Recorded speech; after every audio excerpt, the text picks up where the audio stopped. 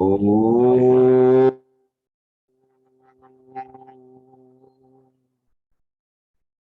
श्री साई नाथाय नमः।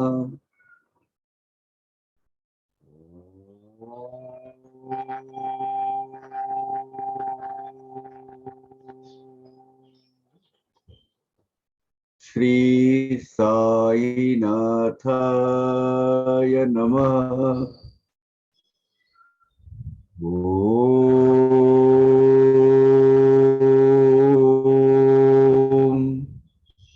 श्री साई नाथाय नमः।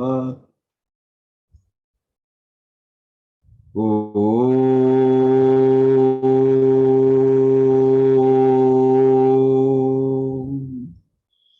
श्री साई नाथाय नमः।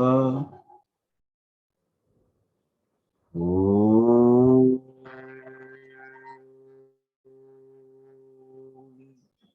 श्री साई नाथाय नमः।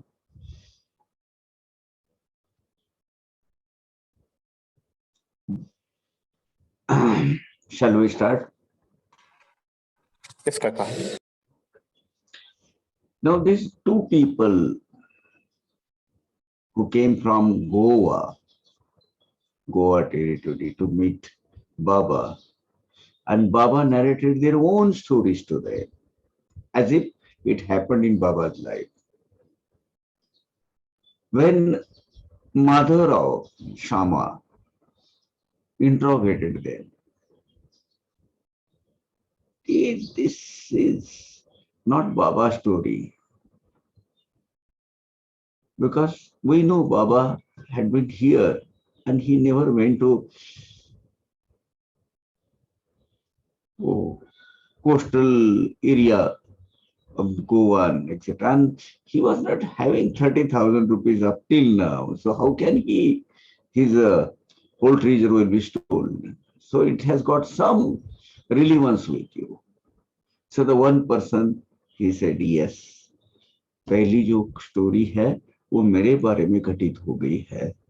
मैंने बोला था पहली नौकरी लगने के बाद 15 रुपए मैं दक्षिणा दूंगा, पर आपको अर्पण करूंगा दत्त महाराज को, और दत्त महाराज ने वो मेरी प्रार्थना सुनी, मुझे नौकरी लगी, पहला पगार 15 मिला, लेकिन मैं देना भूल गया। कन्वीनियंटली इनकन्वीनियंटली परिस्थितिवश मेरे से वो हुआ नहीं। यहाँ एक चीज है या एक हिडन ट्रीजर है, हिडन मीनिंग है ट्रीजर। बाबा कहते हैं कि भाई इसने मुझे ऐसा ऐसा प्रॉमिस किया था, मन्नत मांगी थी 15 रुपए की, वो मैंने दक्षिणा से रूप में वो ले ली है। उसने वर्शिप किसकी की थी, प्रार्थना किसको की थी, दत्त प्रभु को। बाबा क्या कह रहे हैं, मैंने मेरी मांग ली। कौन है बाबा?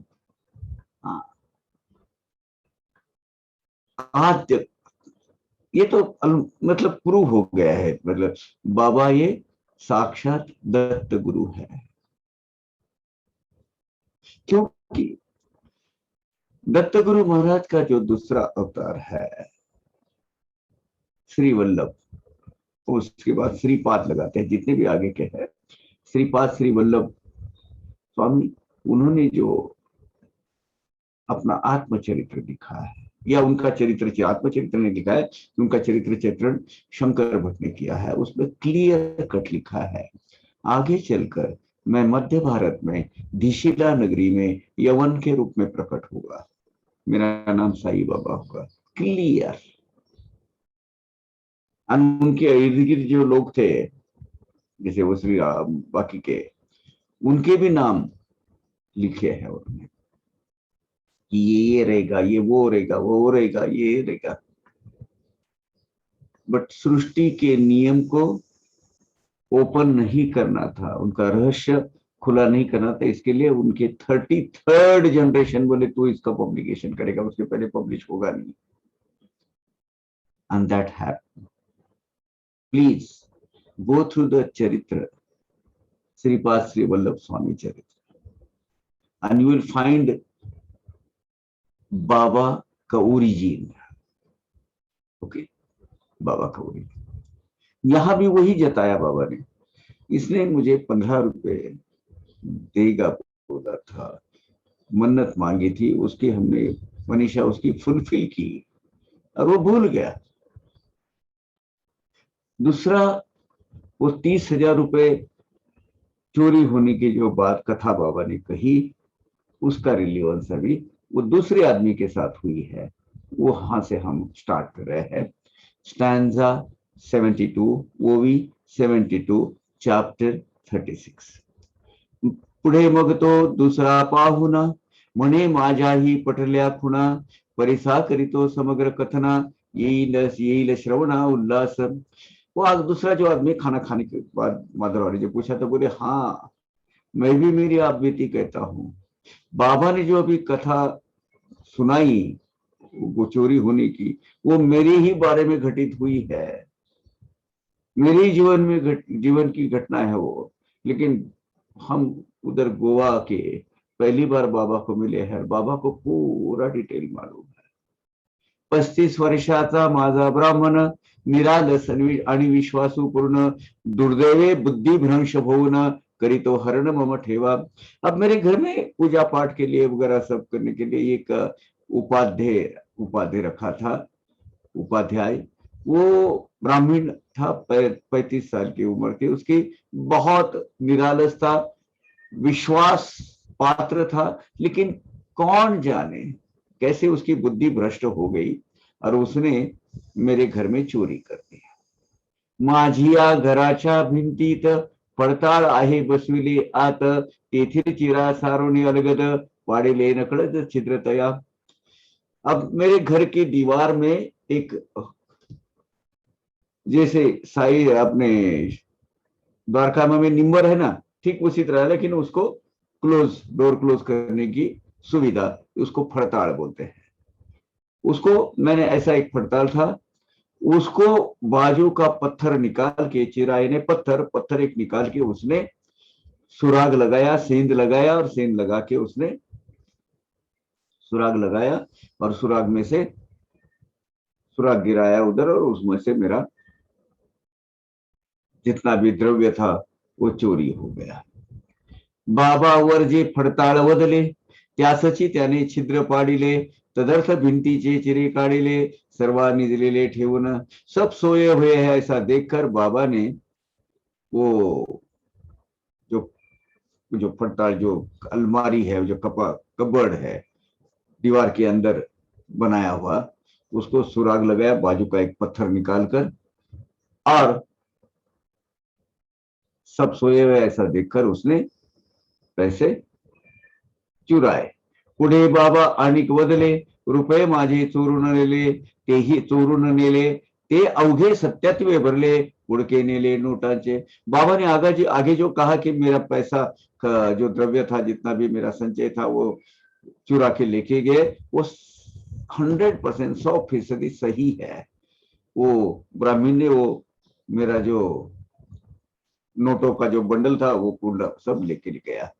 एंड वो भी कितना था, 30,000ची त्याची किंमत, 30,000ची त्याची किंमत, न कळे बाबांचे बाबास कैसे अवगत, श्रम संपादित जाता वित्त, बसलो मी रडत हरनिश।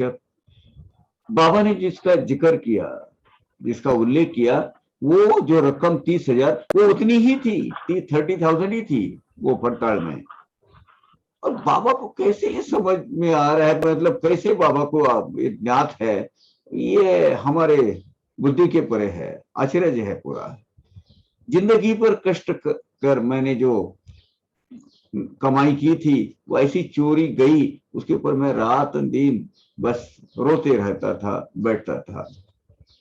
बहुत कोशिश की, नहीं कोई सुराग हाथ में आया। शोध लाविता थकली मती, न कळे कैसी करावी गती, 15 दिवस चिंतावरती, पडलो निर्गती लागेना। बहुत खोजबीन की, इधर उधर पूरा इंक्वायरी की, पर कहीं ना कोई सुराग नहीं मिला। 15 दिन ऐसी अवस्था में निकल गए। मैं अपना बैठता था चिंताग्रस्त, और आंख में आंसू आते थे, हे भगवान, मेरा ऐसा, मेरी जिंदगी भर की कमाई चोरी हो गई है, और इसमें कुछ भी प्रगति नहीं हो रही है, क्या करे, कोई मिल नहीं रहा है। एके दिवशी ओटीवर बसलो असता अति दिलगीर, वाटेने चालला एक फकीर, सवाल करीत करीत।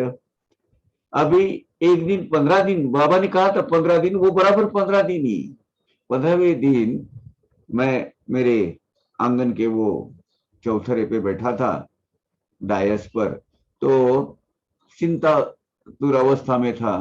तो उतने में एक फकीर आया, वो रास्ते से सवाल करते जा रहा था। सवाल करते करके जाना एक रीति है, एक मांगो दो देगा, दो मांगो चार देगा, ऐसे कहते जाते हैं, वो सवाल करते जाते हैं।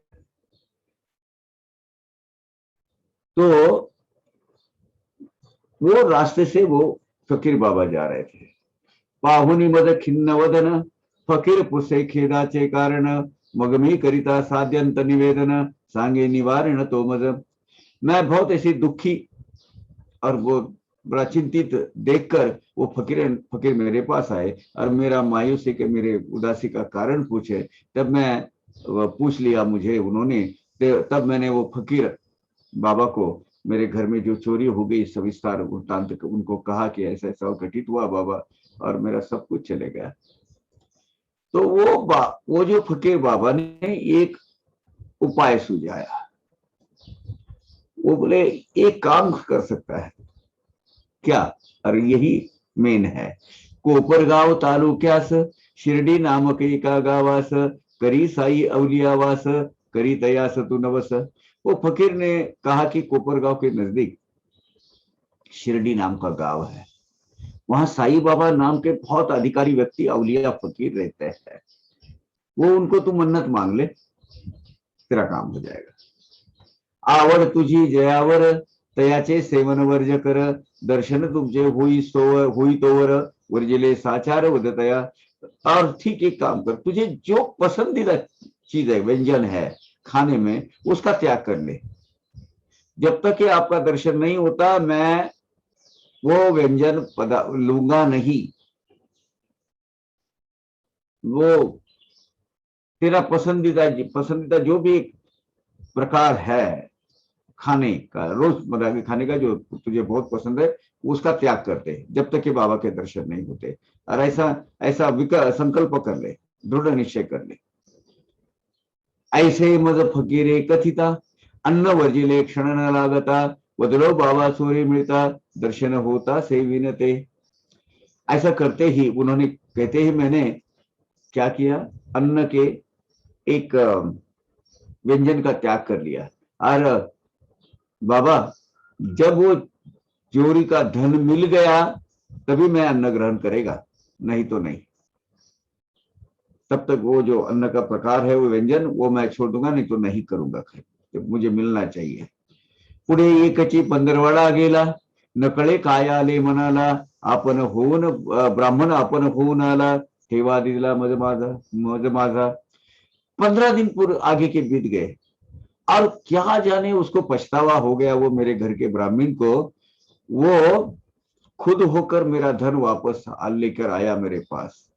उसको अशांत था, वो चोरी करने के बाद भी उसको दिल को नहीं भाता था, और उसने आकर गिड़गिड़ाया और मुझे बोला, मने माझी बुद्धी चढ़ली, तेने ही ऐसी कृति घडली, आता पायी डोई ठेविली, क्षमा मी केली ऐसे वदा।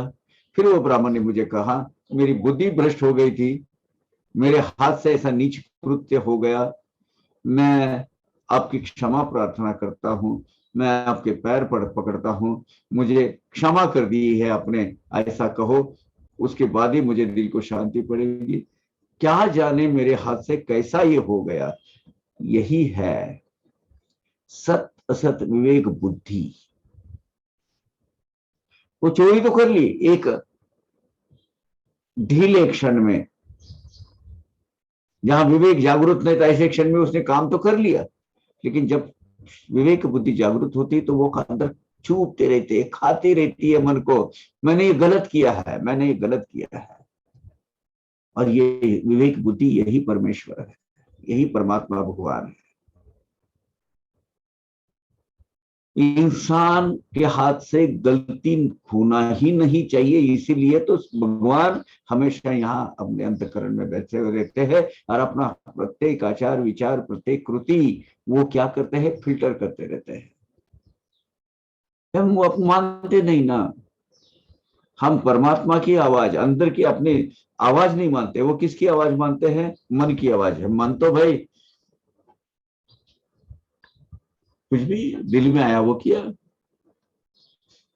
दिल कहेगा वो मान लेंगे। तो वो जो है दिल की नहीं सुनो, आत्मा की सुनो। इसकी वजह से एक क्षण में उसने गलती की और वो क्या हुआ, ये पछतावे के चक्कर में आ गया वो ब्राह्मण। असो पुढे झाले गोड, साई दर्शनी उदेली आवड, तेही आज पूर्विले कोड, धन्य ही जोड भाग्याची। और उसमें मैंने जो मन्ने मांगे वो आगे तो सब ठीक ठाक हो गया, उसने मेरा धन वापस कर दिया, सब हुआ। अभी साई बाबा के दर्शन के लिए मेरे मुझे आस लग गई मुझे, और बाबा ने देखो ना आज वो भी मेरी इच्छा पूर्ण कर दी। ये मेरे भाग खुल गए मेरे, मैं कितना भागवान हूं कि मैं मन्नत मांगी और मन्नत मांगने के साथ में मुझे साई दर्शन हो गए। असता खिन्न दुःखी संकटी, बसलो असता आपुली उठी, आला जो माझ्या सांत्वनासाठी, पुनरपी न भेटी तयाची, भेटी न तयाची। मैं मेरे घर के सामने जो बैठा बैठा था आंगन में, तब जो जो अवलिया फकीर आए थे और मुझे समझा बुझा कर उन्होंने जो बोला, फिर मुझे उनकी कभी भी मुलाकात नहीं हुई, कभी ना मुझे मुलाकात हुई। जिसको मेरे बारे में इतनी आस्था थी, अपनापन था, जिन्होंने मुझे साईं बाबा के दर्शन का रास्ता दिखाया, जिन्होंने मुझे शिरडी का मार्ग दिखाया, वो कभी मुझे बाद में मिला नहीं। अचानक मैंने मेरे पास आया था और सवाल अपने रास्ते से सवाल करते जा रहे थे, लेकिन मेरे से वो मन्नत मांग मांग कर ही रहा वो, मेरे मुझे मेरी ये दुखी हालत देखकर, लेकिन वो बाद में कभी नहीं मिले। जया माझी कळकळ पोटी, जेने कथिली साईची गुठी, जेने दाविली शिर्डी पोटी, पुनरपे भेटी न थयाची। जयाची मज औचित काठी, सवाल घालित आला तो वाकपुटी, नवस करुणी केला शेवटी, पुनरपे भेटी न थयाची।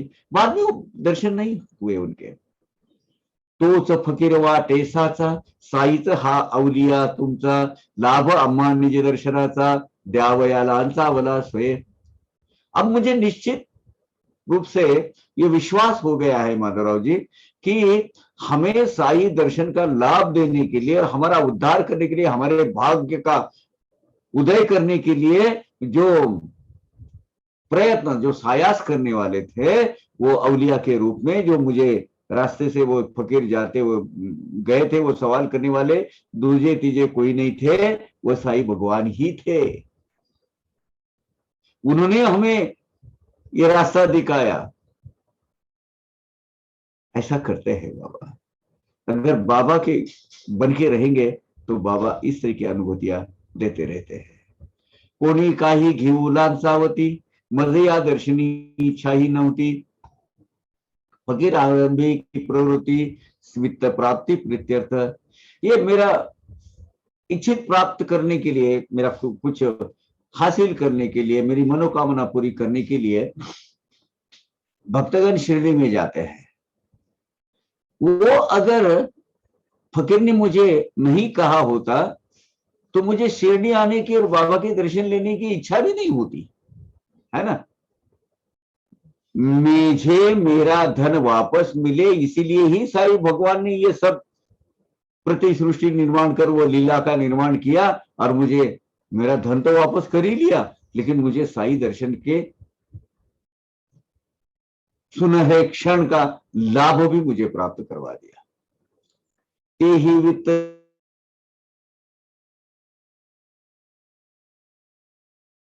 ऐसे न घडेच। अरे भाई, जिनके सिर्फ आशीर्वाद से, जिनकी कृपा पात्र, जिनकी कृपा मुझ पर हुई, उन्होंने मुझे 30,000 का खजाना मेरा वापस कर दिया, 30,000 का धन मुझे वापस मिला। वो क्या मेरे 35 रुपए के लोभ में पड़ेंगे? उन्होंने तो बोला मुझे नहीं चाहिए, ऐसा कभी नहीं होने वाला। ऐसे वो क्या, बाबा मेरे 35 रुपए में दे रहा था, मुझे नहीं लिया, वो उसमें, वो थोड़ा ही उसमें पड़ने वाले, वो लोभ में थोड़े ही बाबा पड़ने वाले हैं, जिन्होंने मुझे मेरे 30,000 वापस करवाए। उलट आम्ही अज्ञान नर, आम्हा करावया परमार्थ तत्पर, आमुच्या कल्याण झटे निरंतर, आणि वाटेवर यामिसे। इसके उलट में साईं भगवंत हमें परमार्थ मार्ग दिखाने के लिए, परमार्थ मार्ग चला, वो उनको हमको वो रास्ता परमात्मा मार्ग का, और उस पर हमारे साथ चलने के लिए, हमारे कल्याण के लिए, हमारे उद्धार के लिए, हमारा उदय कैसा हो इसके लिए रात दिन प्रयास करते रहते हैं। ऐसे ही अवलिया साईं परवरदिगार है, हमें सन्मार्ग पर लगाने के लिए ऐसी वजह बाबा खोजते रहते हैं। और वो देखो ना, मेरी चोरी हो गई, वो ब्राह्मण ने की, वो वापस मिले, फिर मुझे शिरडी का रास्ता दिखाया। ये क्या पड़ी थी बाबा को इसकी? क्योंकि मेरे भाग्य का उद्धार करने के लिए, मुझे सन्मार्ग पर लगाने के लिए बाबा ने किया है मेरे लिए। इसीलिए तो ये साईं बाबा का अवतार है। आपके हमारे उन्नति के लिए, आत्म उन्नति के लिए तो अवतार है ये। आनंद आता है कि नहीं साई सत्संग से, साई चरित्र से? ये आनंद है, कौन है ये आनंद? प्रत्यक्ष बाबा का स्वरूप है। ये तदर्थ जी हा अवतार, ना तो आम्ही अभक्त पामर, होता कैसा हा भव पार, करा के विचार स्वस्थपने। इसीलिए तो साईं भगवान का अवतार इस पृथ्वी तल पर आया है। नहीं तो हम भक्तिहीन, परमार्थहीन, ऐसे दिनों का उद्धार करने के लिए, और हमारा जीवन ये भवसागर पार करने के लिए किस तरीके से हमें वो रास्ता मिलेगा, ये इसका विचार होना जरूरी है। ये कौन करता? आज हमें परमार्थ मार्ग मिला है, ये किसकी देन है? ये बाबा की है। इसीलिए तो ये अवतार हुआ है हमारे उद्धार के लिए। असो तोरी मिळाल्यावर झाला मज जो हर्ष फार, परिणामी पडला नवसाचा विसर, मोह दुर्धर्वित्ताचा। मेरा भी वैसा हुआ, चोरी की रकम वापस मिल गई, आनंद में फुलाने समाया, और वो मन्नत भूल गया। पैसे का जो लोभ है ना, बहुत तीव्र होता है और घातक भी होता है, वो घात करने वाला होता है। पुढे पहा एक दिवस, असता कुलाब्याचे बाजूस, स्वप्नी पाहिले मी साईस, तैसाच शिर्डीस निघालो। तो मैं काम के सिलसिले में गोवा से कुलाबा गया था, एक कोस्टल एरिया बंबई का जो कुलाबा है, मुंबई का मेन हिस्सा है आज वो, उसको वहां गया था। तो मुझे सपने में साईं ने दर्शन दिए और याद आया, और वैसे ही बोला यहां से तो शिरडी नजदीक है, चलो चलेंगे। और वैसा ही शिरडी को निकल गया मैं। पुढे पहा एक दिवस, असा कुलाब्याचे बाजूस, स्वप्नी पाहिले मी साईस, तैसाच शिर्डीस निघालो। समर्थे कथिला निज प्रवास, मनाई नावेत चढावयास, शिपायाने करिता प्रवास प्रयास, चुकला सायास ते सत्य। और बाबा ने जो जिस चीज का सविस्तार से उल्लेख किया कि मुझे वो नाव पार करनी थी, वो दूसरे किनारे जाना था, नाव में बड़ी भीड़ थी, मुझे अंदर प्रवेश नहीं मिल रहा था।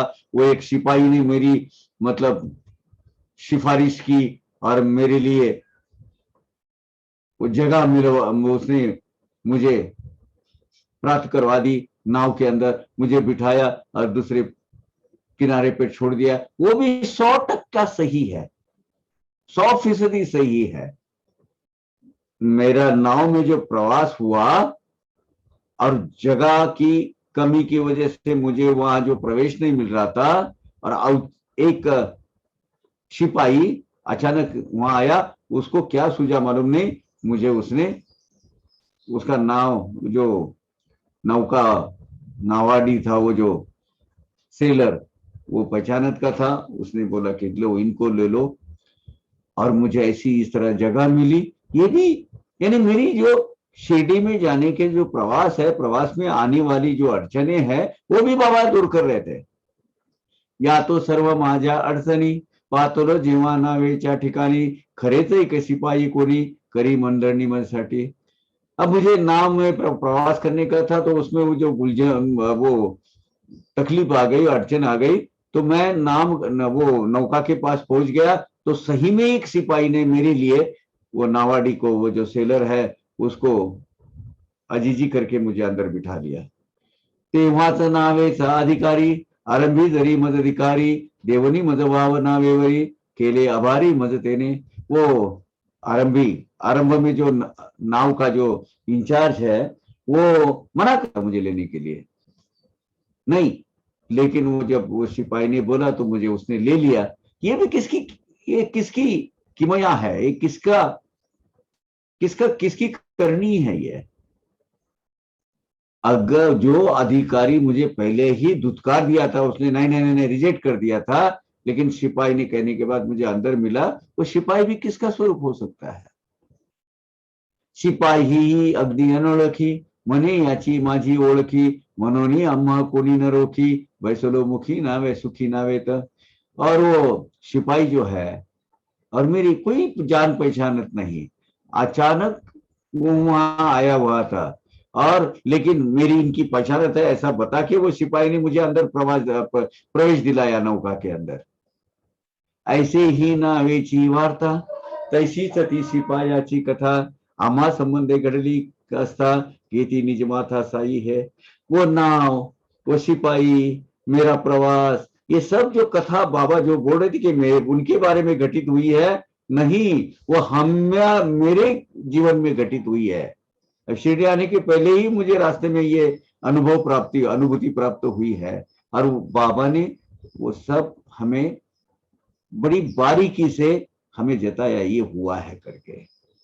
पाहुनी ऐसी अद्भुत स्थिती, कुंठित होते माझी मती, वाटे मध्ये थंबुत जगती, भरले असती हे साई। ये साई बाबा की अजब लीला देखकर मेरी बुद्धि काम करना बंद कर देती है, स्टन हो जाती, ब्लॉक हो जाती है। ये सब विश्व में साई भरे हुए हैं, सर्व भूत मात्र में, सर्व प्राणी मात्र में, सब चराचर में वही वही समरूप से है। इसकी खातरी हो जाती है, इसका विश्वास हो जाता है, इसकी श्रद्धा दृढ़ हो जाती है हमारी। क्योंकि अब बाबा शिरडी में, ये आदमी उधर कुलाबा में, वो नाव पार करके आना है, बाबा उसके सपने में जाते हैं, उसको बुला लेते हैं, क्या है ये सब, क्या पड़ी है बाबा को इसकी। वो आदमी का उद्धार करना है, उसके सन्मार्ग पे लगाना है। साईं बाबा का ये जो भगवान का साईं बाबा का जो अवतार है ना, लोगों को सही भक्ति दिखाने का रास्ता, सही भक्ति का रास्ता दिखाने के लिए हुआ है। नहीं, वो भक्ति का रास्ता ही बनाए जा रहे हैं, और सब उनसे कारवा जुड़ते जा रहा है। बाबा का ये अवतार जो है, लोगों को भक्ति के सही माने समझाने के लिए है। नाही अनुरेणु पूर्ती, जागा ययाच्या विनरिती, आमास जैसी दिदली प्रतीति, इतराही देतील तैसीच। इस जगत में एक अनुमात्र जगह ऐसी नहीं है वहां जहां बाबा नहीं है। इसकी हमें अनुभूति अभी बाबा ने दी है, इतना अन्य लोगों को भी वैसी ही मिलेगी, यह हमें अभी विश्वास हो गया है। आम्ही कोण, वास्तव्य कोठे, केवढे आमचे भाग्य मोठे, ओढुनी आम्हा नीटे पटे, आणि लेवाटे वर हे ऐसे। हम कौन, हम कहाँ के रहने वाले, कितना हमारा भाग्य थोड़ कि हमको अपने चरणों में बाबा ने खींच लाया और हमको सन्मार्ग बताया, रास्ता बताया। से हमारा भाग्योदय हो गया, हमें आत्मोन्नति की प्रगति का रास्ता बाबा ने हमें बताया। काय आम्ही नवस करावा, काय आमचा ठेवा चोरावा, काय नवस फेडीचा नवलावा, ठेवा ही मिळावा आयता। हमने मन्नत क्या मांगी, हमारी चोरी क्या हो गई, बाबा ने वो मन्नत पूरी कर ली और चोरी का जो चोरी गई थी वो पूरा हमारा जो ट्रीजर, ये जो संपत्ति थी, धन हमें वापस मिलवा दिया। ये सब सब घटित घटना देखकर आज बड़ा अजूबा लगता है। क्या है ये कुछ नहीं, ये साई अवलिया का सब अवलिया की देन है। कायमचे भाग्य गहन, नाही जयाचे पूर्वी दर्शन, नाही चिंतन नाही श्रवण, तयाई स्मरण मुचे। देखो हमारा कितना भाग थोड़े, देखो जिनका कभी दर्शन लिया नहीं, जिसका कभी नाम नहीं सुना था, जिनको कभी देखा नहीं था, उनके बारे में कुछ कभी सुना ही नहीं दिया था, जिनको बारे में सोचा भी नहीं था, ऐसे साई भगवत ने खुद होकर इस तरीके का कुछ ऐसी लीला रचाई कि हमें दर्शन का लाभ दिलवाया।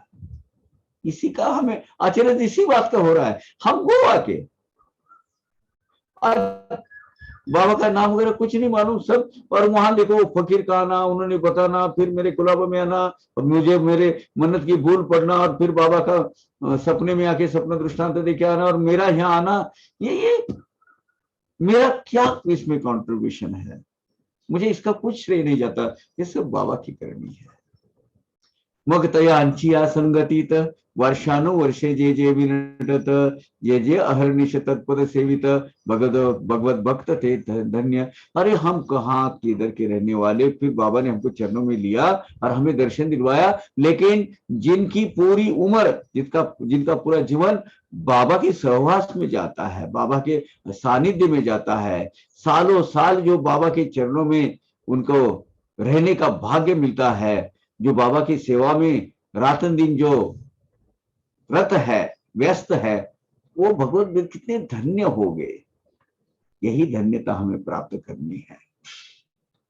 जो जिस तरीके का स्वरूप की सेवा हमें दी है, वो सेवा से हमें व्यस्त रहना है, वो सेवा में, और बाबा का बन के रहना है। तुम्ही कुठेही जगावर कुठेही असा भावे मजपुडे पसरिता पसा, मी तुमच्या भावा सरसा वहां प्रकट हो जाऊंगा। यानी कि मैं आप किधर भी हो दुनिया में, लेकिन भावपूर्ण से मुझे आप पुकारोगे, मैं आपके भाव के कारण दौड़ा दौड़ा चलाऊंगा। जया संगे साई खेळले, हसले, बैसले, बोलले, चालले, जेवले, पहुडले, रागे जले, भाग्या गळे ते सर्व। उनका भाग अलग है भाई, श्रेष्ठ स्वरूप का भाग है। जिनके संग साई खेलते हैं, हंसते हैं, बैठते हैं, बोलते हैं, चलते हैं, खाना खाते हैं, सोते हैं, उनको गुस्सा होते हैं उनको पर। अरे कितने भाग्य के लोग हैं। इसलिए शिरडी के लोग भाग्यवान हैं। भाग्यवान इसलिए है, साई बाबा का सहवास उनको रात दिन मिलता है, था, मिलता है और मिलता रहेगा। क्या बात है। काहीही न घडता अम्मा हाती, इतके अम्मा जे का कळवळती, तुम्हा तेही नित्य संगती, भाग्य स्थिति सन धन्य तुमची। तो फिर माधवराव को वो दोनों बोलने लगे, अरे हमारे हाथ से कुछ भी अच्छा काम नहीं हुआ, कुछ भी पुण्य कर्म नहीं हुआ, तो हमारे लिए बाबा, उनका दिल कुलबुलाता है हमारे लिए, दया उपजती उनके दिल में, उनको हमारे बारे में करुणा भाव जागृत होता है, तो आपके साथ को रात दिन रहते हैं। तो आप कितने भाग्यवान हो माधवराव, कमाल है आपके, क्या कहने आपके भाग्य के।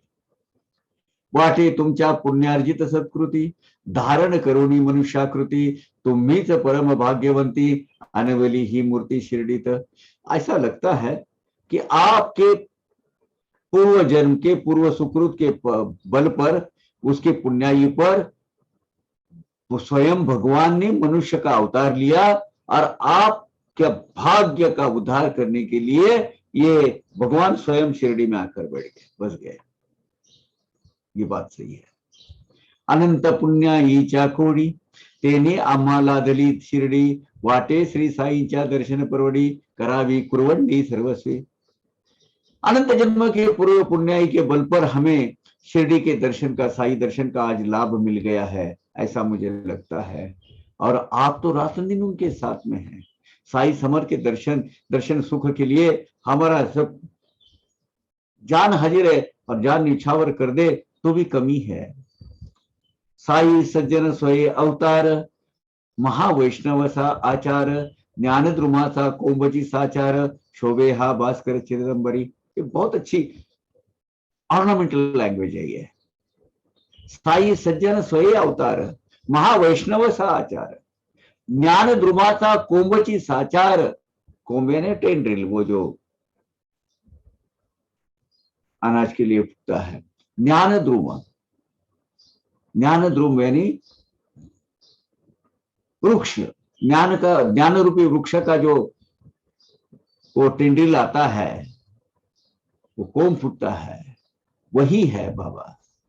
वो शोभे हा भास्कर चिदंबरी। ये तो आकाश में सूर्य प्रकाश जो देने वाले सूरज भगवान जैसे शोभा देते, वैसे ये ज्ञान रूपी सागर आकाश में विहार करने वाले साईं बाबा सही में हमारे लिए शोभायमान दिखते हैं। साईं भगवान ही महाविष्णु का अवतार है। महाविष्णु भगवंता सरी का ही उनका आचरण है। प्रत्यक्ष ज्ञान रूपी महाकाय वृक्ष इनका अंकुर है। ये चैतन्य घन रूपी आकाश के अंदर जो जैसे सूरज के जैसे प्रकाश में प्रकाशित करने वाले जो दिनकर है, वही है बाबा। असो आमुची ही पुण्याई, मनोनी बेटे ही मशीदमाई, नवसा आमुचे फेडूनी गई, दर्शन देई सवेच। भाई कुछ न कुछ हमारे हाथ से गए जन्म में, अनंत जन्म में कुछ हो गया होगा, तो आज मशीद माई में जाकर साई दर्शन का योग हमें प्राप्त हुआ। हमारी मन्नतें पूरी कर ली बाबा ने, और हमें साई दर्शन का लाभ हुआ। अम्मा हाच अमुता दत्त, येण्याची आज्ञा पिले ते व्रत, येण्याची आम्हा बैसविले नावेत, दर्शना शिर्डीत आणिले। ये जो है साई भगवान, यही हमारे साई भगवान, यही हमारे दत्त प्रभु है। फकीर के भेष में जो आकर साई बाबा ने हमें जो व्रत दिया, वो जो बताया कि एक व्यंजन तू छोड़ दे, वो भी भगवान साई ही थे, और उन्होंने हमें ये बताया था। नैया में, नौका में हमें जगह नहीं मिल रही थी, वो बिना किसी प्रयास से हमें जगह प्राप्त कर देने वाले वो भी साई भगवंत ही है। शिरडी तक हमें लेकर हमारे शक्ति का, अपनी अलौकिक शक्ति का प्रदर्शन, अलौकिक सामर्थ्य का प्रदर्शन करने वाले साई भगवान, ये स्वयं कौन है? ये अवलिया फकीर साई, अवलिया फकीर नहीं है, साई भगवंत है, भगवान है। ऐसी सर्वव्यापकतेची निज सर्वांतर्यामित्वाची, दिदली साईंनी जाणीव साची, साक्षात्वाची सर्वत्र सर्वत्र। इस तरह सबके हृदय में वास करने वाले परमेश्वर यानी साई नारायण है, सर्व साक्षी है, सर्व जगह है, सर्व ठाई है, जगह जगह जली थली काष्ठी पाषाणी, जल में, स्थल में, काष्ठ में, पाषाण में, चर में, अचर में, जड़ में, जीवों में, सब वही है। विश्व की चैतन्य शक्ति यानी साई है। इसकी अनुभूति हमें आज प्राप्त हुई है। पाहोनिया सस्मित मुख, झाले मणि परम सुख, प्रपंची विसरे प्रपंच दुख न समाय हरिक परमार्थी। तो हम तो ये प्रपंच की समस्याओं से घिरे हुए हैं, हमेशा दुखों से घिरे हुए हैं, लेकिन साई बाबा के प्रसन्न मुख, हंसते हुए चेहरे को देखते ही, उनका दर्शन होते ही हमें तो परम सुख का आनंद हो गया भाई। हमारे संसार मार के सब तापों का, दुखों की भूल पड़ गई, हम वो भूल गए हम वो सब कुछ। परमार्थ प्राप्ति का जो आनंद हमें प्राप्त हुआ है, वो दिल में समा नहीं रहा है। हमारे जीवन में इतना बड़ा बदलाव बाबा ने लाया है, और साई दर्शन के लाभ से, केवल एक दर्शन के लाभ से हमें इतना मिला है। होणार हो वो प्रारब्ध गति, वावी ऐसी वावी निश्चित मती, साई चरणी अखंड प्रीति, राहो ही मूर्ति निज नयनी। अभी हमारे प्रारब्ध भोगों से जो भोग हमें भुगतने, वो तो भुगतने पड़ेंगे। भोग है ये, भुगत कर ही खत्म हो सकते हैं। ऐसी हमारी मानसिकता तैयार करना होनी चाहिए, ये बाबा ने हमें दिखाया। लेकिन हमारा एक ही कहना है, जो हमारे जीवन में होना है, जो घटित होना है, जो होना है वो होते रहे, लेकिन साई चरणों में हमारी जो श्रद्धा जुड़ गई है आज से, वो कभी भी अलग नहीं होनी चाहिए। और साई भगवान का नित्य ध्यान, उनकी छवि हमारे नयनों में सदा बसी रहनी चाहिए। हमारे नजरों के सामने नित्य साई भगवान की ही मूर्ति आनी चाहिए। यही साई चरणों में प्रार्थना है। अगाध अगम्य साई लीला, सीमा नाही उपकाराला, वाटे तुम्हावरून दयाळा, ओवाळा हा देह। हे साई समर्थ, साई भगवान, साई प्रभु, आपकी लीलाएं अगाध है। आप हम पर जो उपकार कर रहे हैं, हम पर जो दया भाव दिखा रहे हैं, हमारा जो भाग्योद्धार कर रहे हैं, उसके लिए कोई सीमा नहीं है, उसकी कोई मर्यादा नहीं है। हे परम दयाला साईनाथ, आपके ऊपर हमारा देह अगर न्यौछावर कर देना, न्यौछावर करे ऐसा हमें लगता है, लेकिन वो भी कमी है। तो आप एक काम कीजिए प्रभु, आपके सेवा कार्य में हमेशा हमें रखना, यही एक प्रार्थना है प्रभु। ये तन सदा तो आपके सेवा में लगा रहे, बुद्धि सदा आपके बारे में सोचते रहे, दिल में हमेशा आपकी मूर्ति यहाँ समाई रहे, और आपके चरणों के हमें जरा भी विलग न करे, यही आपके चरणों में प्रार्थना है बस। असो आता एका कथांतर, सावधान हो क्षणभर, साई मुखी वदले जे अक्षर, थे तो निर्धार ब्रह्मलेख। अभी एक बहुत ही रुचिपूर्ण कथा आ रही है, और सुंदर सी कथा है, वो हम सुनने जा रहे हैं। साई मुख से आया हुआ अक्षर, यानी वो ब्रह्मलेख है। ब्रह्म क्या लिखा हुआ होता है वो कभी चेंज नहीं हो सकता, और वो गलत भी नहीं हो सकता, और वो होना है वो होकर ही रहेगा। अब ये कथा में एक उपकथा ये है, लेकिन हालांकि वो मुख्य कथा हो सकती है। और मेरा इस परिवार जो जिसका है, सखाराम औरंगाबादकर, गंगूबाई औरंगाबादकर, उनके जो मोहन औरंगाबादकर, वो जो है उनसे परिचय हो गया था, उनके बच्चों से, उनके वारिस से, सोलापुर शहर के, उनके बारे में एक कथा है। साई के मुख से निकली हुई वाणी, यानी भगवान का ब्रह्मलेख है, कोई उसको चेंज नहीं सकता, चेंज नहीं कर सकता, कोई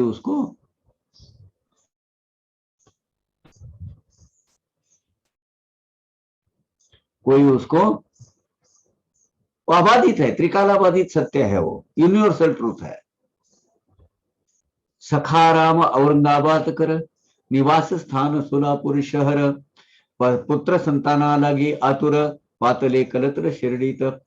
अभी सोलापुर शहर में रहने वाले सखाराम औरंगाबादकर, इनकी पत्नी, उसको कोई पुत्र संतति नहीं थी, कोई संतति नहीं थी, तो कुछ प्राप्ति के आशा से शिरडी में आई थी साईं महाराज के दर्शन के लिए। इनका नाम था, हालांकि साई सचरित में नहीं लिखा है, इनका नाम था गंगूबाई औरंगाबादकर। इनकी प्रतिमा एक अपने भावार्थ साई सचरित में लिखी हुई है, दी हुई है।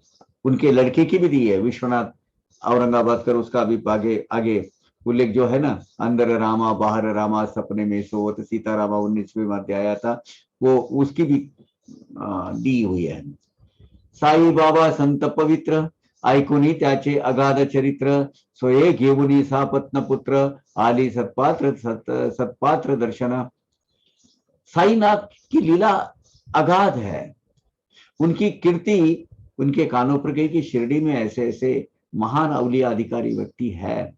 तो उन्होंने अपने सौतेला लड़का विश्वनाथ औरंगाबादकर उसकर लेकर, वो औरंगाबाद उसको लेकर शिरडी में आ गई। 27 वर्षे नाता, गेली परीन संतान वार्ता, थकली देवदेवी नवसिता, निराश चित्ता झाली। अब शादी के बाद उनको जो ऋतुकाल आता है, मेंस्ट्रुम पीरियड आता है, जो रजस्वला बोलते हैं उसको, वो जो शरीर का धर्म है, एक वो शरीर धर्म का अधर्म आकर, वो शरीर का धर्म आकर, वो ऋतु आकर 27 साल को गुजर गए थे, लेकिन कोई पुत्र संतति नहीं हो रही थी। सभी देव देवताओं के न मतलब मन्नतें मांगी थी, सभी तरह के उपचार किए थे, लेकिन कहीं से कुछ आशा की किरण नजर नहीं आ रही थी। जहां सब तरफ से निराश होकर ही वो बिचारी वापस आ रही थी। असोती एक सुवासिनी हेतु धरुणी बाबांचे दर्शनी, ऐसी आली ऐसी शिरडी लागोनी विचारमणी उद्भवला। तो वो जो सौभाग्यवती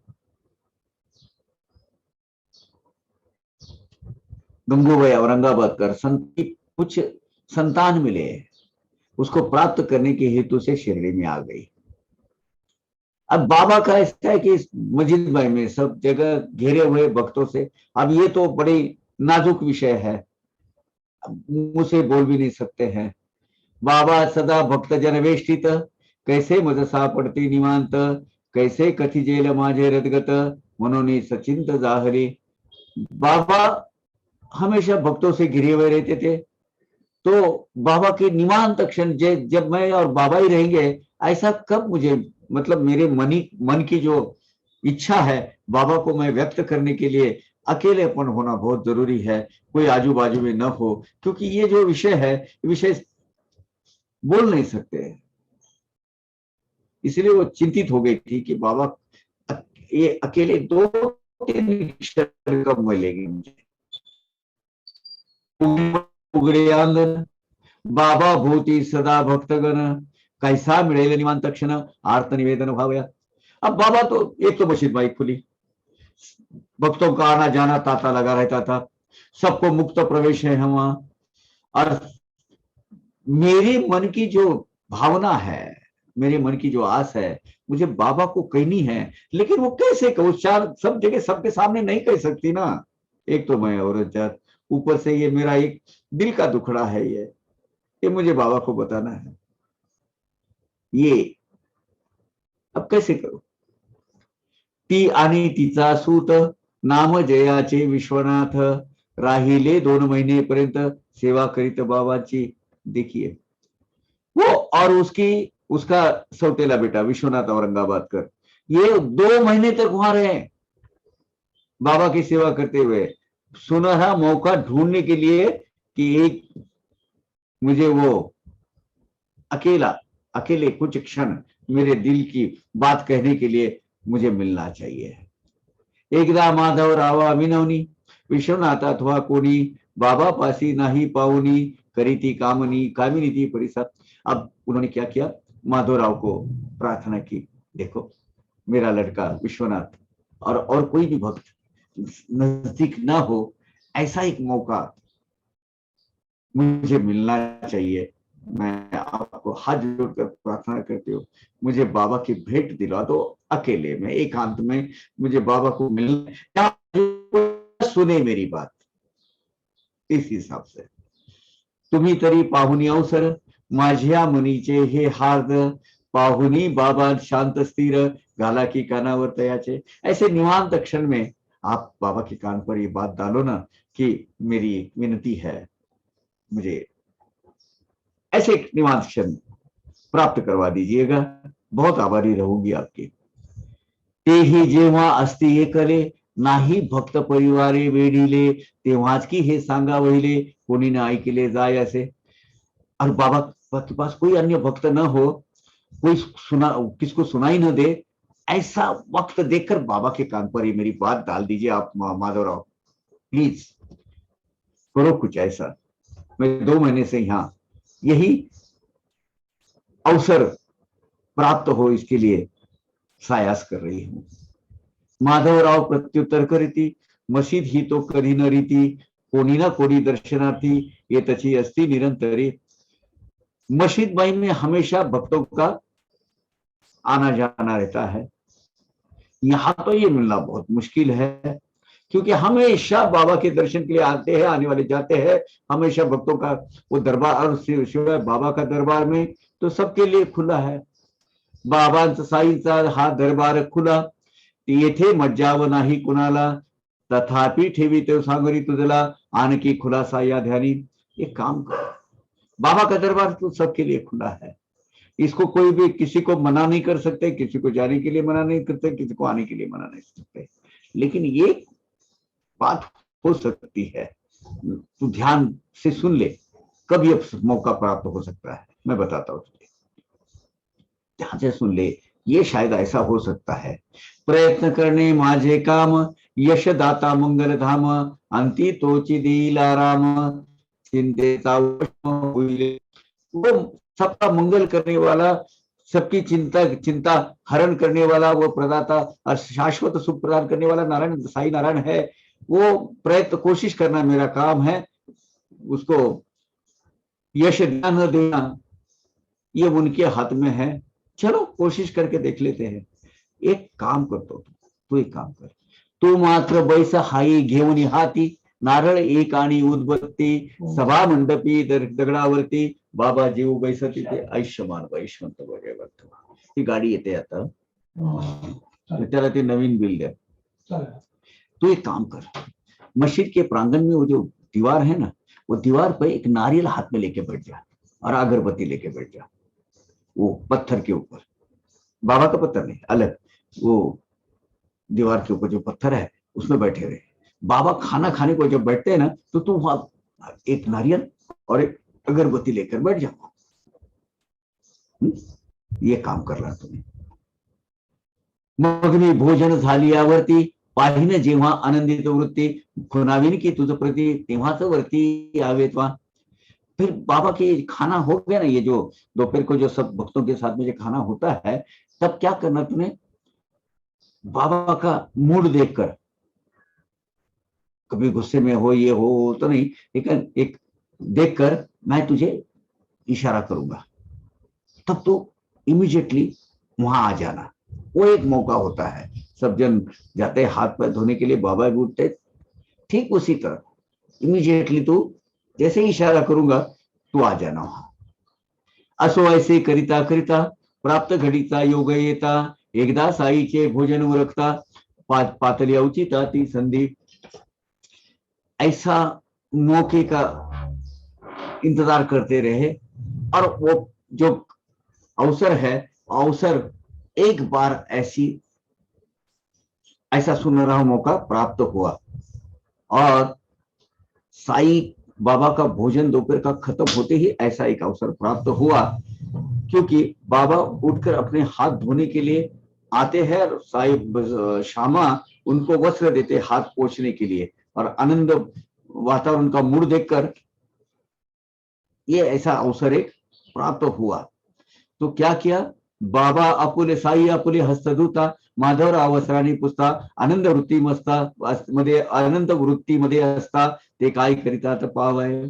प्रेमोल्लासे बाबा माधवरावांचा, बाबा तव घेती गालगुच्चा, ऐसी संधीचा देव भक्तांचा संवाद वाचा प्रेमाचा।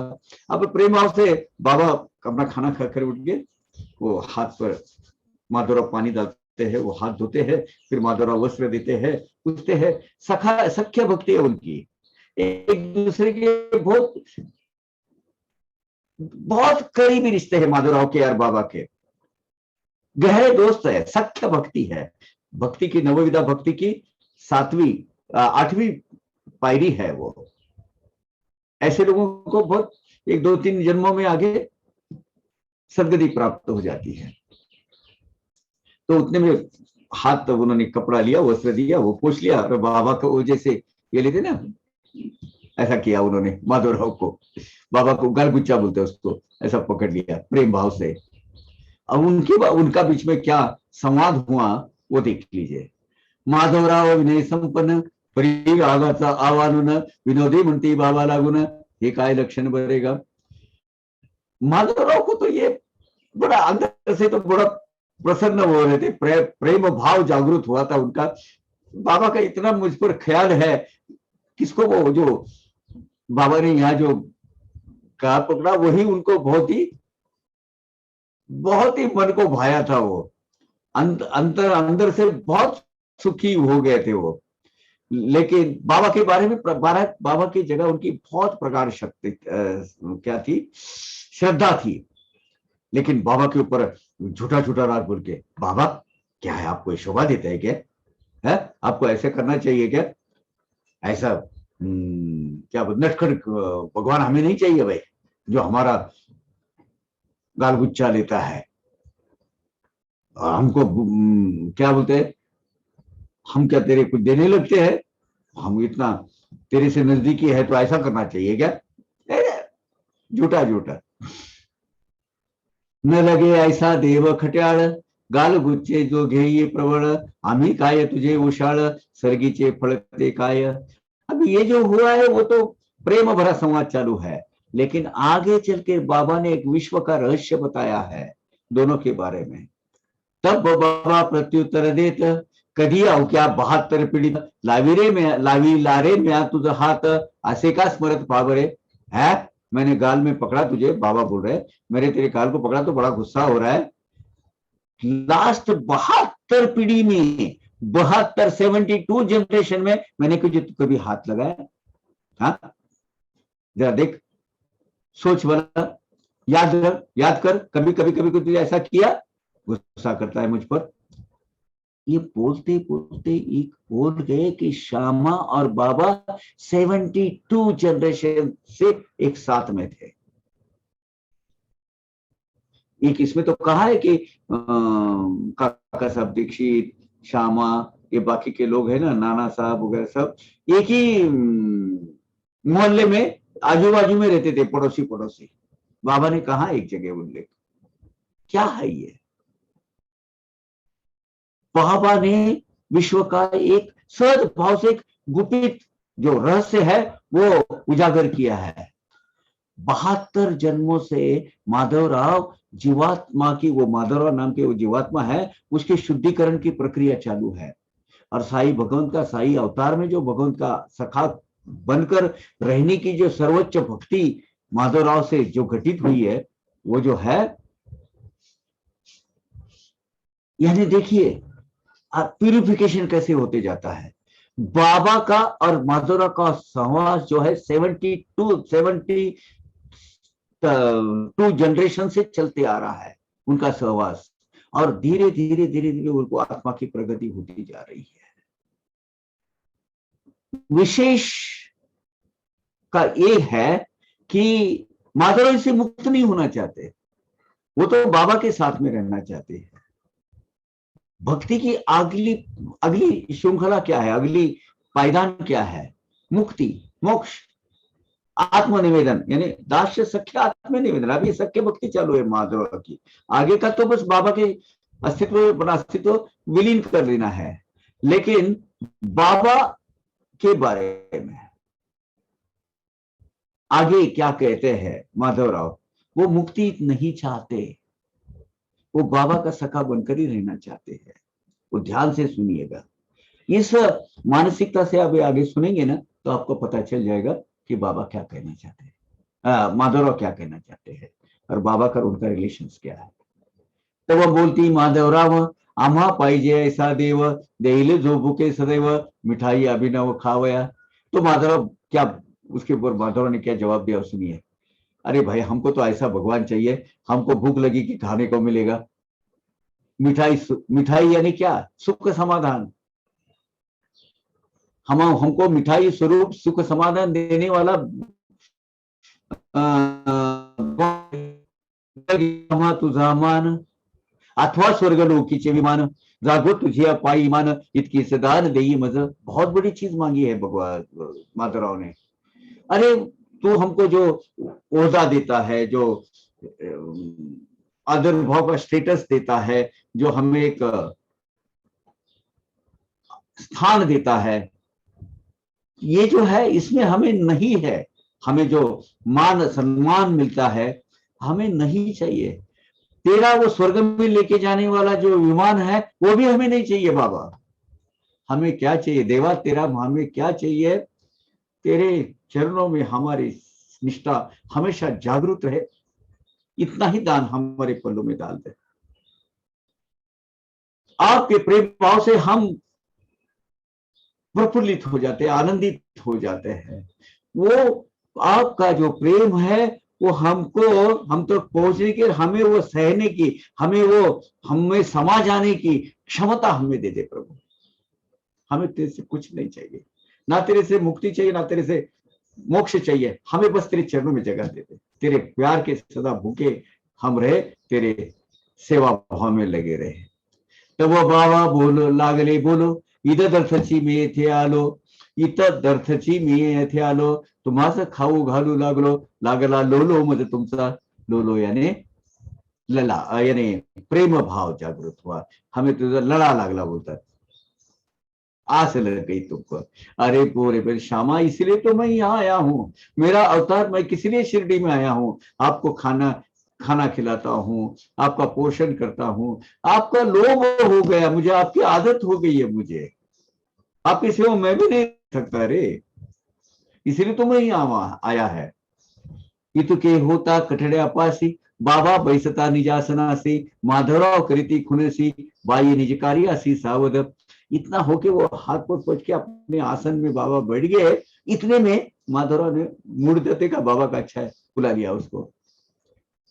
और बाप वो तो बेचारी हाथ में रखी एकदम अलर्ट ही थी, कब बाबा बुलाएंगे।